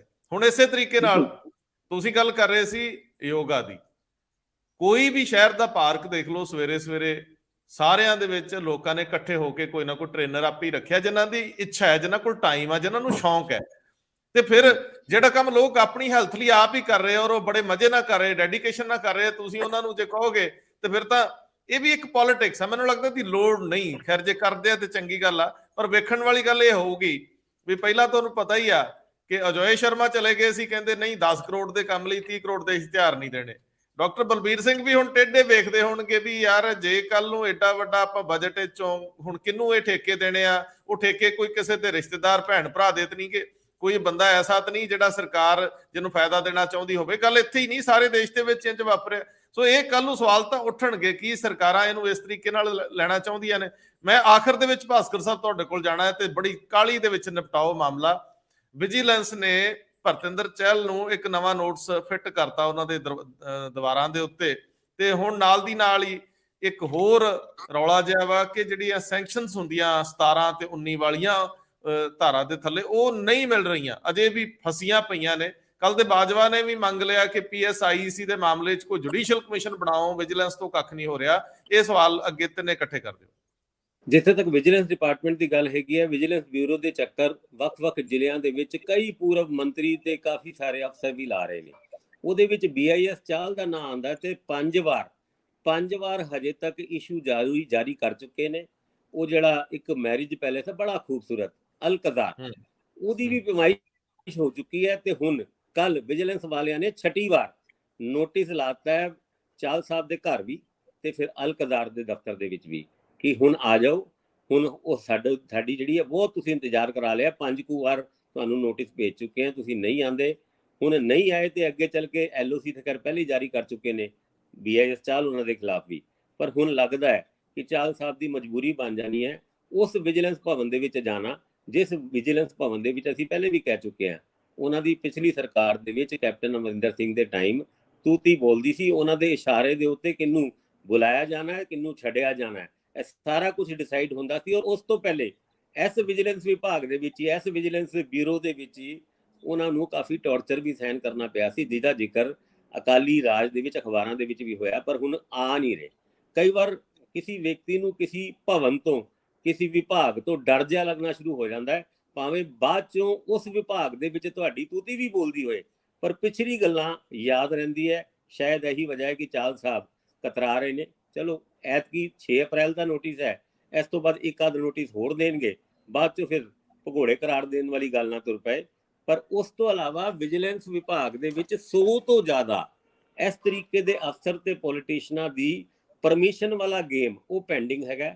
17A ਤੇ 19 ਜਿਹੜਾ ਪ੍ਰੀਵੈਂਸ਼ਨ ਆਫ ਕਰਪਸ਼ਨ ਐਕਟ 2018 ਹੈ, ਜਿਹੜਾ ਪ੍ਰੀਵੈਂਸ਼ਨ ਆਫ ਐਕਟ ਹੈਗਾ, ਉਹਦੇ ਅੰਤਰਗਤ ਹਜੇ ਵੀ ਪੈਂਡਿੰਗ ਹੈ। ਪਿਛਲੇ ਦਿਨਾਂ ਦੇ ਵਿੱਚ ਰੰਜਵਾ ਸਾਹਿਬ ਨੇ ਚਿੱਠੀ ਵੀ ਲਿਖੀ ਸੀ, ਮੀਟਿੰਗ ਵੀ ਕੀਤੀ ਸੀ, ਵੱਖ-ਵੱਖ ਵਿਭਾਗ ਦੇ ਜਿਹੜੇ ਅਫਸਰ ਨੇ ਉਹਨਾਂ ਨੂੰ ਕਿਹਾ ਸੀ ਵੀ ਇਹ ਛੇਤੀ ਤੋਂ ਛੇਤੀ ਇਹ ਪਰਮਿਸ਼ਨਾਂ ਦੇ ਦਿੱਤੀ ਜਾਣ। ਨਾਰਮਲੀ 17A ਦੇ ਵਿੱਚ ਤੁਸੀਂ ਕਿਸੇ ਅਫਸਰ ਦੇ ਅਗੇਂਸਟ ਪਰਮਿਸ਼ਨ ਲੈਣੀ ਹੁੰਦੀ ਹੈ ਤੇ 3 ਤੋਂ 4 ਮਹੀਨੇ ਦਾ ਪ੍ਰੋਸੈਸ ਹੈ। ਪਿਛਲੇ ਦਿਨਾਂ ਦੇ ਵਿੱਚ ਜਿਹੜੀ ਨੀਲਿਮਾ ਉਹਨਾਂ ਦੇ ਖਿਲਾਫ IAS ਅਫਸਰ ਸੀਗੀ, PSIC ਦਾ ਕੇਸ ਸੀਗਾ, ਔਰ ਉਸ ਵਿਭਾਗ ਨੂੰ ਹੀ ਲੈ ਕੇ ਪ੍ਰਤਾਪ ਸਿੰਘ ਬਾਜਵਾ ਉਹਨਾਂ ਨੇ ਵੀ ਕੱਲ ਸਟੇਟਮੈਂਟ ਦਿੱਤੀ ਹੈ। ਉਹ ਗੁਲਮੋਹਰ ਟਾਊਨਸ਼ਿਪ ਔਰ ਉਸ 25 ਏਕੜ ਦੇ ਪਲਾਟ ਨੂੰ ਕਿਸ ਤਰੀਕੇ ਨਾਲ ਬਾਈਫਰਕੇਟ ਕੀਤਾ ਗਿਆ, ਛੋਟੇ ਛੋਟੇ ਪਲਾਟ ਪੋਲੀਟੀਸ਼ੀਅਨਸ ਤੇ ਅਫਸਰਾਂ ਦੇ ਰਿਸ਼ਤੇਦਾਰਾਂ ਦੇ ਨਾਂ ਤੇ ਅਲਾਟ ਕੀਤੇ ਗਏ ਆ, ਘਪਲਾ ਦੀ ਇਨਵੈਸਟੀਗੇਸ਼ਨ ਇੱਕ ਜਗ੍ਹਾ ਆ ਕੇ ਰੁਕ ਗਈ ਹੈ। ਜਦ ਨੀਲਿਮਾ ਨੂੰ ਇਨਵੈਸਟੀਗੇਸ਼ਨ ਵਾਸਤੇ ਹਜੇ ਤੱਕ ਬੁਲਾਇਆ ਗਿਆ ਜਾਂ ਨਹੀਂ ਬੁਲਾਇਆ ਗਿਆ, ਪਰ ਉਹ ਆਈ ਨਹੀਂ, ਇਹ ਗੱਲ ਦਾ ਸਾਨੂੰ ਪਤਾ ਹੈ। ਉਹਦੇ ਵਾਸਤੇ ਉਹਨਾਂ ਨੇ ਸਪੈਸ਼ਲ ਜੁਡੀਸ਼ੀਅਲ ਕਮਿਸ਼ਨ ਦੀ ਮੰਗ ਕੀਤੀ ਹੈ ਕਿ ਨਹੀਂ, ਇਹ ਇਦਾਂ ਨਹੀਂ ਸਰਨਾ, ਇਦਾਂ ਤੇ ਵਿਭਾਗ ਦੇ ਵਿੱਚ ਜਾਂ ਵਿਜੀਲੈਂਸ ਬਿਊਰੋ ਵੀ ਇਸ ਜਾਂਚ ਨੂੰ ਲੈ ਕੇ ਅੱਗੇ ਨਹੀਂ ਵਧ ਰਿਹਾ। ਕੁਝ ਚਿੱਠੀਆਂ ਵਰਿੰਦਰ ਕੁਮਾਰ ਜਿਹੜੇ ਡੀਜੀਪੀ ਵਿਜੀਲੈਂਸ ਨੇ, ਉਹਨਾਂ ਨੇ ਚਿੱਠੀ ਵੀ ਲਿਖੀ ਹੈ ਵੀਕੇ ਜੰਜੂਆ ਸਾਹਿਬ ਨੂੰ ਕਿ ਇਹਦੀ ਸਾਨੂੰ ਇਹ ਇਜਾਜ਼ਤ ਦਿੱਤੀ ਜਾਏ, ਅੱਗੇ ਕਿੱਦਾਂ ਵਧਣਾ ਉਹ ਦੱਸਿਆ ਜਾਏ। ਪਰ ਹੁਣ ਬਾਜਵਾ ਸਾਹਿਬ ਦੀ ਇਸ ਮੰਗ ਨਾਲ ਇੱਕ ਨਵਾਂ ਮੋੜ ਜ਼ਰੂਰ ਆ ਗਿਆ ਜੀ, ਨਵਾਂ ਮੋੜ ਜ਼ਰੂਰ ਆ ਗਿਆ। ਪਰ ਜੰਜੂਆ ਸਾਹਿਬ ਨੇ 30 ਜੂਨ ਨੂੰ ਰਿਟਾਇਰ ਹੋ ਜਾਣਾ, ਕੀ ਉਹ ਕਾਹਲੀ ਦੇ ਵਿੱਚ ਕੁਝ ਇਸ ਤਰ੍ਹਾਂ ਦੇ ਕੰਮ ਕਰਵਾ ਕੇ ਜਾ ਸਕਣਗੇ, ਜਾਂ ਸੁੱਚੇ ਮੂੰਹ ਉਹਨਾਂ ਨੂੰ ਵੀ ਜਾਣਾ ਪਊਗਾ, ਜਾਂ ਕੋਈ 5 ਸਾਲ ਲਈ ਕੋਈ ਐਡਜਸਟਮੈਂਟ ਉਹਨਾਂ ਦੀ ਹੋ ਜਾਊਗੀ। ਚੈੱਕ ਕਰਦੇ ਆ ਅੱਜ ਦਿਨ ਵੇਲੇ ਕਿ ਕਿਹੜੀਆਂ ਜਗ੍ਹਾ ਕਮਿਸ਼ਨ ਕੋਈ ਖਾਲੀ ਨੇ ਜਿਨ੍ਹਾਂ ਦੇ ਵਿੱਚ ਜੰਜੂਆ ਸਾਹਿਬ ਕੋਲੋਂ ਚਾਹ ਚੂ ਪੀਂਦੇ ਰਵਾਂਗੇ ਅੱਗੇ ਜਾ ਕੇ। ਇੰਦਰਪ੍ਰੀਤ ਜੀ, ਜਿਹੜਾ ਬਿਜਲੀ ਨਾਲ ਸੰਬੰਧਿਤ ਸੋਧ ਬਿੱਲ ਹੈ ਤੇ ਉਹ ਪੰਜਾਬ ਨੂੰ ਕਿਵੇਂ ਪ੍ਰਭਾਵਿਤ ਕਰਦਾ, ਸਾਡੀਆਂ ਜੇਬਾਂ ਤੇ ਡਾਕਾ ਕਿਵੇਂ ਮਾਰਦਾ ਹੈ, ਇਹ ਕਿਵੇਂ ਸਾਨੂੰ ਅਸਰਅੰਦਾਜ਼ ਕਰਦਾ, ਉਹਦੀ ਬਾਤ ਪਾ ਦਿਓ। ਰੰਧਾਵਾ ਸਾਹਿਬ, ਜਿਹੜੀ ਹੁਣ ਆਈ ਹੈ ਨਾ ਸੋਧ, ਇਹ ਨਵੀਂ ਬਿਜਲੀ ਐਕਟ 2023 ਦੇ ਵਿੱਚ ਜਿਹੜਾ ਸੰਸ਼ੋਧਨ ਆਇਆ ਹੈ, ਉਹਦੇ ਵਿੱਚ ਨਾ ਇਹ ਕਿਹਾ ਗਿਆ ਹੈ ਵੀ ਜਦੋਂ ਐਡੀਸ਼ਨਲ ਬਿਜਲੀ ਖਰੀਦੀ ਜਾਂਦੀ ਹੈ, ਜੇ ਡਿਮਾਂਡ ਇੱਕਦਮ ਵੱਧ ਜੇ ਤਾਂ ਐਡੀਸ਼ਨਲ ਬਿਜਲੀ ਜਿਹੜੀ ਤੁਸੀਂ ਖਰੀਦਦੇ ਹੋ ਉਹ ਤੇ ਭਾਰ ਆਉਂਦਾ ਹੈ, ਕਿਉਂਕਿ ਉਹ ਪਹਿਲਾਂ ਜਿਹੜਾ ਅਸੀਂ ਰੈਵਨਿਊ ਮੰਗਿਆ ਹੁੰਦਾ ਹੈ ਰੈਗੂਲੇਟਰੀ ਕਮਿਸ਼ਨ ਤੋਂ, ਉਹ ਵਿੱਚ ਨਹੀਂ ਹੁੰਦਾ। ਇਸ ਕਰਕੇ ਸਾਡੇ ਤੇ ਐਡੀਸ਼ਨਲ ਬੋਝ ਪੈ ਜਾਂਦਾ ਤੇ ਸਾਨੂੰ ਉਹ ਬਾਅਦ ਚ ਤੁਹਾਡੇ ਤੋਂ ਇਜਾਜ਼ਤ ਲੈਣੀ ਪੈਂਦੀ ਹੈ। ਸਾਨੂੰ ਪਹਿਲਾਂ ਹੀ ਦਿਓ ਕਿ ਅਸੀਂ ਪਹਿਲੇ ਦਿਨ ਤੋਂ ਹੀ ਲੋਕਾਂ ਦੇ ਉੱਤੇ ਉਹ ਬੋਝ ਪਾ ਦਈਏ ਤਾਂ ਕਿ ਸਾਡੇ ਤੇ ਬੋਝ ਨਾ ਆਵੇ, ਸਾਨੂੰ ਉਹਦੇ ਲਈ ਕਰਜ਼ੇ ਨਾ ਚੱਕਣੇ ਪੈਣ। ਇੱਕ ਹੁੰਦਾ ਹੈ ਕਿ ਦੇਖੋ time to time fuel charges ਵੀ ਵੱਧਦੇ ਰਹਿੰਦੇ ਨੇ, ਚਾਹੇ ਉਹ ਕੋਇਲੇ ਦੇ ਵੱਧ ਜਾਣ, ਚਾਹੇ ਹੋਰ ਜਿਹੜਾ ਆਇਲ ਅਗਰ ਕੋਈ ਯੂਜ਼ ਹੁੰਦਾ ਉਹਦੇ ਵੱਧ ਜਾਣ, ਚਾਹੇ ਰੇਲਵੇ ਦੇ ਵੱਧ ਜਾਣ। ਸੋ ਇਹ ਵੀ ਕਿਉਂਕਿ ਇਹ ਤਾਂ 1 ਅਪ੍ਰੈਲ ਨੂੰ ਆ ਗਈਆਂ ਦਰਾਂ ਤਾਂ ਲਾਗੂ ਹੋ ਗਈਆਂ ਜਿਹੜੀਆਂ ਨਵੀਆਂ ਨੇ, ਪਰ ਇਨ ਬਿਟਵੀਨ ਮੰਨ ਲਓ ਸਾਰੇ ਸਾਲ ਦੇ ਵਿੱਚ ਕੋਈ ਇਹ ਰੇਟਸ ਵੱਧ ਗਏ ਤਾਂ ਫਿਰ ਉਹ ਬਿਜਲੀ ਦੀਆਂ ਦਰਾਂ ਦੇ ਉੱਤੇ ਕਿਵੇਂ ਪ੍ਰਭਾਵਿਤ ਹੋਣਗੇ, ਇਹਦਾ ਇੱਕ ਰਹਿੰਦਾ ਸਵਾਲ। ਇਹ ਬਾਅਦ ਚ ਕਰਦੇ ਆ ਕਿ 3 ਮਹੀਨੇ ਜਾਂ 6 ਮਹੀਨੇ ਬਾਅਦ ਰੈਗੂਲੇਟਰੀ ਕਮਿਸ਼ਨ ਤੋਂ ਇਹਦੀ ਵੀ ਇਜਾਜ਼ਤ ਲੈ ਲਾਂਗੇ। ਹੁਣ ਰੈਗੂਲੇਟਰੀ ਕਮਿਸ਼ਨ ਨੇ ਕਹਿਤਾ ਹੈ ਕਿ ਜਿਹੜਾ ਸੋਧ ਆਇਆ ਉਹਦੇ ਚ ਰੈਗੂਲੇਟਰੀ ਕਮਿਸ਼ਨ ਨੇ ਪਾਵਰਕਾਮ ਨੂੰ ਹੀ ਜਾਂ ਸਾਰੀਆਂ ਸਟੇਟਾਂ ਦੀਆਂ ਪਾਵਰਕਾਮ ਜਿੰਨੀਆਂ ਹੈਗੀਆਂ ਉਹਨਾਂ ਨੂੰ ਇਹ ਇਜਾਜ਼ਤ ਦਿੱਤੀ ਹੈ ਵੀ ਤੁਸੀਂ ਜਦੋਂ ਵੀ ਵੱਧ ਜਾਣ ਆਪਣੇ ਤੌਰ ਤੇ 5 ਪੈਸੇ 10 ਪੈਸੇ ਜੋ ਵੀ ਹੈ ਰੇਟ ਉਹ ਤੁਸੀਂ ਵਧਾ ਦਿਆ ਕਰੋ, ਉਹਦੇ ਲਈ ਰੈਗੂਲੇਟਰੀ ਕਮਿਸ਼ਨ ਕੋਲੇ ਆਉਣ ਦੀ ਲੋੜ ਨਹੀਂ ਹੈਗੀ। ਪਰ ਇਹਦੇ ਵਿੱਚ ਇੱਕ ਜਿਹੜਾ ਵੱਡਾ ਸਵਾਲ ਹੈ ਉਹ ਇਹ ਹੈਗਾ ਕਿ ਬਹੁਤ ਸਾਰੀਆਂ ਜਿਹੜੀ ਇੰਜੀਨੀਅਰ ਐਸੋਸੀਏਸ਼ਨ ਨੇ ਖਾਸ ਤੌਰ ਤੇ ਜਾਂ ਹੋਰ ਲੋਕ ਨੇ ਜਿਹੜੇ ਇਸ ਤੇ ਲੜਾਈਆਂ ਲੜ ਰਹੇ ਨੇ, ਉਹਨਾਂ ਨੂੰ ਇਹ ਇੱਕ ਫਿਕਰ ਹੈ ਕਿ ਇਹ ਰਸਤੇ ਉਹ ਉਹਨਾਂ ਆਸਾਨ ਨਹੀਂ ਹੈ ਦੇਖਣਾ ਜਿੰਨਾ ਦਿਖਾਇਆ ਜਾ ਰਿਹਾ। ਇਹ ਅਦਰਵਾਈਜ਼ ਤੁਸੀਂ ਦੇਖਣ ਚ ਤਾਂ ਬੜਾ ਆਸਾਨ ਲੱਗਦਾ ਵੀ ਹਾਂ ਚਲੋ ਕੋਈ ਗੱਲ ਨਹੀਂ, ਜੇ 5 ਪੈਸੇ ਉੱਥੇ ਰੇਟ ਵੱਧਦਾ ਤਾਂ ਕੋਈ ਗੱਲ ਨਹੀਂ ਵਧਾ ਦਿਓ, ਪਰ ਇਹ ਇੰਨਾ ਆਸਾਨ ਨਹੀਂ। ਇਹ ਐਕਚੁਅਲੀ ਰਸਤਾ ਹੈ ਸਾਫ਼ ਕਰਨਾ ਕਿ ਕਿਵੇਂ ਬਿਜਲੀ ਬੋਰਡਾਂ ਨੂੰ ਪ੍ਰਾਈਵੇਟ ਹੱਥਾਂ ਦੇ ਵਿੱਚ ਦੇ ਦਿੱਤਾ ਜਾਏ ਤਾਂ ਕਿ ਜਿਹੜੀਆਂ ਇਹ ਵੱਡੀਆਂ ਹਰਡਲਸ ਨੇ ਵਿੱਚ ਇਹ ਦੂਰ ਹੋ ਜਾਣ। ਅੱਗੇ ਇੱਕ ਵੱਡੀ ਹਰਡਲਸ ਇਹ ਹੈਗੀ ਹੈ ਕਿ ਗਵਰਨਮੈਂਟ ਆਫ ਇੰਡੀਆ ਨੇ ਜਿਹੜਾ ਬਿਜਲੀ ਐਕਟ 2003 ਪਾਸ ਕੀਤਾ ਹੈ ਉਹਦੇ ਚ ਕਿਹਾ ਵੀ ਰੈਗੂਲੇਟਰੀ ਕਮਿਸ਼ਨ ਤੈਅ ਕਰੇਗਾ ਸਭ ਕੁਝ, ਵੀ ਹੁਣ ਇਹ ਉਹਨਾਂ ਨੂੰ ਹਰਡਲ ਲੱਗਦੀ ਹੈ। ਉਹ ਹਰਡਲ ਤਾਂ ਦੂਰ ਨਹੀਂ ਹੋਈ, ਉਹਦੇ ਵਿੱਚ ਦਾ ਇੱਕ ਰਸਤਾ ਜ਼ਰੂਰ ਕੱਢ ਲਿਆ ਕਿ ਜੀ ਚਲੋ ਰੈਗੂਲੇਟਰੀ ਕਮਿਸ਼ਨ ਤੋਂ ਇਹ ਕਹਾ ਲਓ ਜੇ ਇਨ ਬਿਟਵੀਨ ਅਗਰ ਕੋਈ ਵੱਧ ਗਿਆ ਰੇਟ ਤਾਂ ਤੁਹਾਨੂੰ ਰੈਗੂਲੇਟਰੀ ਕਮਿਸ਼ਨ ਤੋਂ ਪੁੱਛਣ ਦੀ ਲੋੜ ਨਹੀਂ, ਤੁਸੀਂ ਆਪ ਚੁੱਪਚਾਪ ਵਧਾ ਕੇ ਉਹ ਲੋਕਾਂ ਦੇ ਖਾਤੇ 'ਚ ਪਾ ਦਿਓ। ਜੇ ਪਿੱਛੋਂ ਵੀ ਵਧਾਇਆ ਤਾਂ ਉਹਦਾ ਜਿਹੜਾ ਬਕਾਇਆ ਉਹ ਵੀ ਉਹਨਾਂ ਦੇ ਨਵੇਂ ਬਿੱਲਾਂ 'ਚ ਪਾ ਕੇ ਤੁਸੀਂ ਵਸੂਲ ਸਕਦੇ ਹੋ। ਬਿਲਕੁਲ ਠੀਕ ਹੈ, ਮਤਲਬ ਸਿੱਧਾ ਜਿਹਾ ਸਾਫ਼ ਹੈ ਕਿ ਗਵਰਨਮੈਂਟ ਨੇ ਹੱਥ ਵਧਾ ਲਿਆ, ਜਿਹੜੀਆਂ ਪਾਬੰਦੀਆਂ ਸੀ ਉਹ ਚੱਕਤੀਆਂ ਤਰੀਕੇ ਨਾਲ। ਅੱਗੇ ਕਿਹਾ ਜਾਂਦਾ ਸੀ ਵੀ ਰੈਗੂਲੇਟਰ ਇੱਕੋ ਵਾਰੀ ਤੁਹਾਨੂੰ ਸਾਲ ਭਰ ਲਈ ਜਾਂ ਜਿੰਨੇ ਸਮੇਂ ਲਈ ਵੀ ਮੰਗ ਕੀਤੇ ਜਾਂਦੇ ਸੀ ਉਹ ਆਪਣੇ ਬਿੱਲ ਲਾਉਣ ਦੀ ਆਗਿਆ ਦਿੰਦਾ ਸੀ, ਹੁਣ ਉਹਨੂੰ ਬਾਈਪਾਸ ਕਰਤਾ ਗਿਆ। ਹੁਣ ਜਦੋਂ ਕੋਈ ਵੀ ਰੇਟ ਭੋਰਾ ਵੀ ਵਧੂ, ਕੋਲੇ ਦਾ ਵਧੇ, ਮਾਲ ਭਾੜੇ ਦਾ ਵਧੇ, ਸੌਰੀ ਇੱਕ ਮਿੰਟ ਇਹਦੇ ਚ ਸਾਰਾ ਨਹੀਂ ਹੈ। ਦੇਖੋ ਰੰਧਾਵਾ ਸਾਹਿਬ, ਉਹ ਜਿਹੜਾ ਪਾਵਰਕਾਮ ਆਪਣੀ ਐਨੂਅਲ ਰੈਵਨਿਊ ਰਿਕੁਆਇਰਮੈਂਟ ਦੇਗਾ ਦਸੰਬਰ ਦੇ ਵਿੱਚ ਜਿਹੜੀ ਉਹ ਦਿੰਦੇ ਨੇ ਅਕਸਰ, ਤੇ ਉਸ ਤੋਂ ਬਾਅਦ ਜਿਹੜੀਆਂ ਆਪਾਂ ਵੱਖ-ਵੱਖ ਸਟੇਕ ਹੋਲਡਰਸ ਨਾਲ ਗੱਲ ਕਰਦੇ ਹਾਂ, ਉਸ ਤੋਂ ਬਾਅਦ 1 ਅਪ੍ਰੈਲ ਨੂੰ ਜਿਹੜੀਆਂ ਟੈਰਿਫ ਆਰਡਰ ਜਾਰੀ ਹੋਣਗਾ ਉਹ ਤਾਂ ਉਸੇ ਤਰ੍ਹਾਂ ਹੀ ਜਾਰੀ ਰਹੇਗਾ। ਪਰ ਇਨ ਬਿਟਵੀਨ ਅਗਰ ਜਿਹੜਾ 1 ਅਪ੍ਰੈਲ ਤੋਂ ਲੈ ਕੇ ਯਾਨੀ ਅਗਲੇ ਦਸੰਬਰ ਜਾਂ ਮਾਰਚ ਤੱਕ ਕਿਸੇ ਚੀਜ਼ ਦਾ ਕੋਈ ਰੇਟ ਵੱਧ ਜਾਂਦਾ ਹੈ, ਜਾਂ ਜਿਵੇਂ ਹੁਣ ਐਡੀਸ਼ਨਲ ਬਿਜਲੀ ਖਰੀਦਣੀ ਪੈ ਗਈ, ਅਚਾਨਕ ਹੁਣ ਸਾਡੀ ਪੈਡੀ ਆਏਗੀ, ਅਚਾਨਕ ਸਾਨੂੰ ਬਿਜਲੀ ਖਰੀਦਣੀ ਪੈ ਗਈ, ਤਾਂ ਉਹ ਜਿਹੜਾ ਐਡੀਸ਼ਨਲ ਬੋਝ ਵਧੇਗਾ ਉਸ ਬੋਝ ਨੂੰ ਲੋਕਾਂ ਤੇ ਕਿਵੇਂ ਪਾਸ ਕਰਨਾ ਹੈ, ਇਹਦੀ ਇਜਾਜ਼ਤ ਉਹਨਾਂ ਨੇ ਲੈ ਲਈ ਆ ਹੁਣ। ਮਤਲਬ ਕੰਨ ਇਧਰੋਂ ਨਹੀਂ ਇਧਰੋਂ ਫੜ ਲਿਆ। ਹਾਂ, ਉਹ ਬਿਲਕੁਲ ਤੁਸੀਂ ਤਾਂ ਇੱਕ ਵਾਰੀ ਉਦੋਂ ਵਧਾ ਲਏ, ਬਾਅਦ ਦੇ ਵਿੱਚ ਜੀ। ਨਾਲ ਹੀ ਵੱਧਦੇ ਰਹਿਣ ਦੀ ਆਗਿਆ ਵੀ ਦੇਤੀ। ਦੇਖੋ ਹਾਂ ਹਾਂ, ਹੁਣ ਐਗਜ਼ੈਕਟਲੀ ਇਹ ਹੋਇਆ। ਇਹਦੇ ਬਾਰੇ ਚ ਤੁਹਾਨੂੰ ਜਾਂ ਮੈਨੂੰ ਤਾਂ ਨਹੀਂ ਨਾ ਪਤਾ ਵੀ ਜਿਹੜੀ ਖਾਣ ਚੋਂ ਆਉਣਾ ਹੈ ਜਾਂ ਰਸਤੇ ਵਿੱਚ ਜਿਹੜੇ ਟੈਰਿਫ ਨੇ, ਜੋ ਹੁਣ ਬਹੁਤੀਆਂ ਤਾਂ ਜਿਹੜੀਆਂ ਮਾਲ ਭਾੜੇ ਵਾਲੀਆਂ ਹੈਗੀਆਂ ਨੇ ਟ੍ਰੇਨਾਂ, ਉਹ ਤਾਂ ਬਿਜਲੀ ਤੇ ਚੱਲਦੀਆਂ, ਉਹ ਵੀ ਬਿਜਲੀ ਤੇ ਚੱਲਦੀਆਂ ਨਾ, ਬਹੁਤੀਆਂ ਕੋਲੇ ਤੇ ਤਾਂ ਹੁਣ ਚੱਲਦੀਆਂ ਹੀ ਨਹੀਂ। ਸੋ ਤਰੀਕਾ ਦਿੱਤਾ ਕਿ ਭਾਈ ਉਹ ਠੀਕ ਆ, ਉਹ ਅੱਖਾਂ ਭਜਾਵਾਂਗੇ, ਇਹ ਐਨਕ ਲੱਗੀ ਹੋਈ ਆ ਦੇਖਣ ਵਾਲੀ, ਇਹ ਐਨਕ ਤੁਹਾਨੂੰ ਦੇਤੀ ਵੀ ਤੁਸੀਂ ਵੀ ਵੇਖੀ ਜਾਓ ਜੀ। ਫਿਰ ਪਹਿਲਾ ਰੈਗੂਲੇਟਰ ਤਾਂ ਬੇਮਾਨੇ ਹੋ ਗਿਆ, ਉਹ ਵਧਾ ਕੇ ਬਹਿ ਗਿਆ। ਨਾਲ ਤੁਸੀਂ ਰੋਜ਼ ਵਧਾ ਸਕਦੇ ਹੋ, ਹਰ 15 ਦਿਨ ਬਾਅਦ, 20 ਦਿਨ ਬਾਅਦ ਤੁਸੀਂ ਕੋਈ ਵੀ ਜਿਹੜਾ ਬਿੱਲ ਸਾਈਕਲ ਹੈ ਉਹਦੇ ਵਿੱਚ ਜਦੋਂ ਮਰਜ਼ੀ ਆਪਣੇ ਹਿਸਾਬ ਨਾਲ ਪਾ ਦਿਓ, ਤੇ 2023 ਵਾਲੇ ਸੋਧ ਬਿੱਲ, ਬਿਜਲੀ ਬਿੱਲ ਦਾ ਹਵਾਲਾ ਦੇ ਦਿਓ ਕਿ ਉਹਦੇ ਆਧਾਰ ਤੇ ਮਿਲੀਆਂ ਪਾਵਰਾਂ 'ਚ ਕੀਤਾ। ਫਿਰ ਜਿਹੜਾ ਉਹ ਪਹਿਲਾ, ਇਹਦਾ ਮਤਲਬ ਹੁਣ 2 ਪੱਧਰ ਦੇ ਉੱਤੇ ਤੁਹਾਨੂੰ ਚੈੱਕ ਰੱਖਿਆ ਜਾਊਗਾ। ਇਹ ਹੁਣ ਤਰੀਕੇ ਬਣਾ ਲਏ ਆ ਜੀ। ਮੈਂ ਆਪ ਜੀ ਦਾ ਧੰਨਵਾਦ ਕਰਦਾ, ਬਹੁਤ ਮਿਹਰਬਾਨੀ।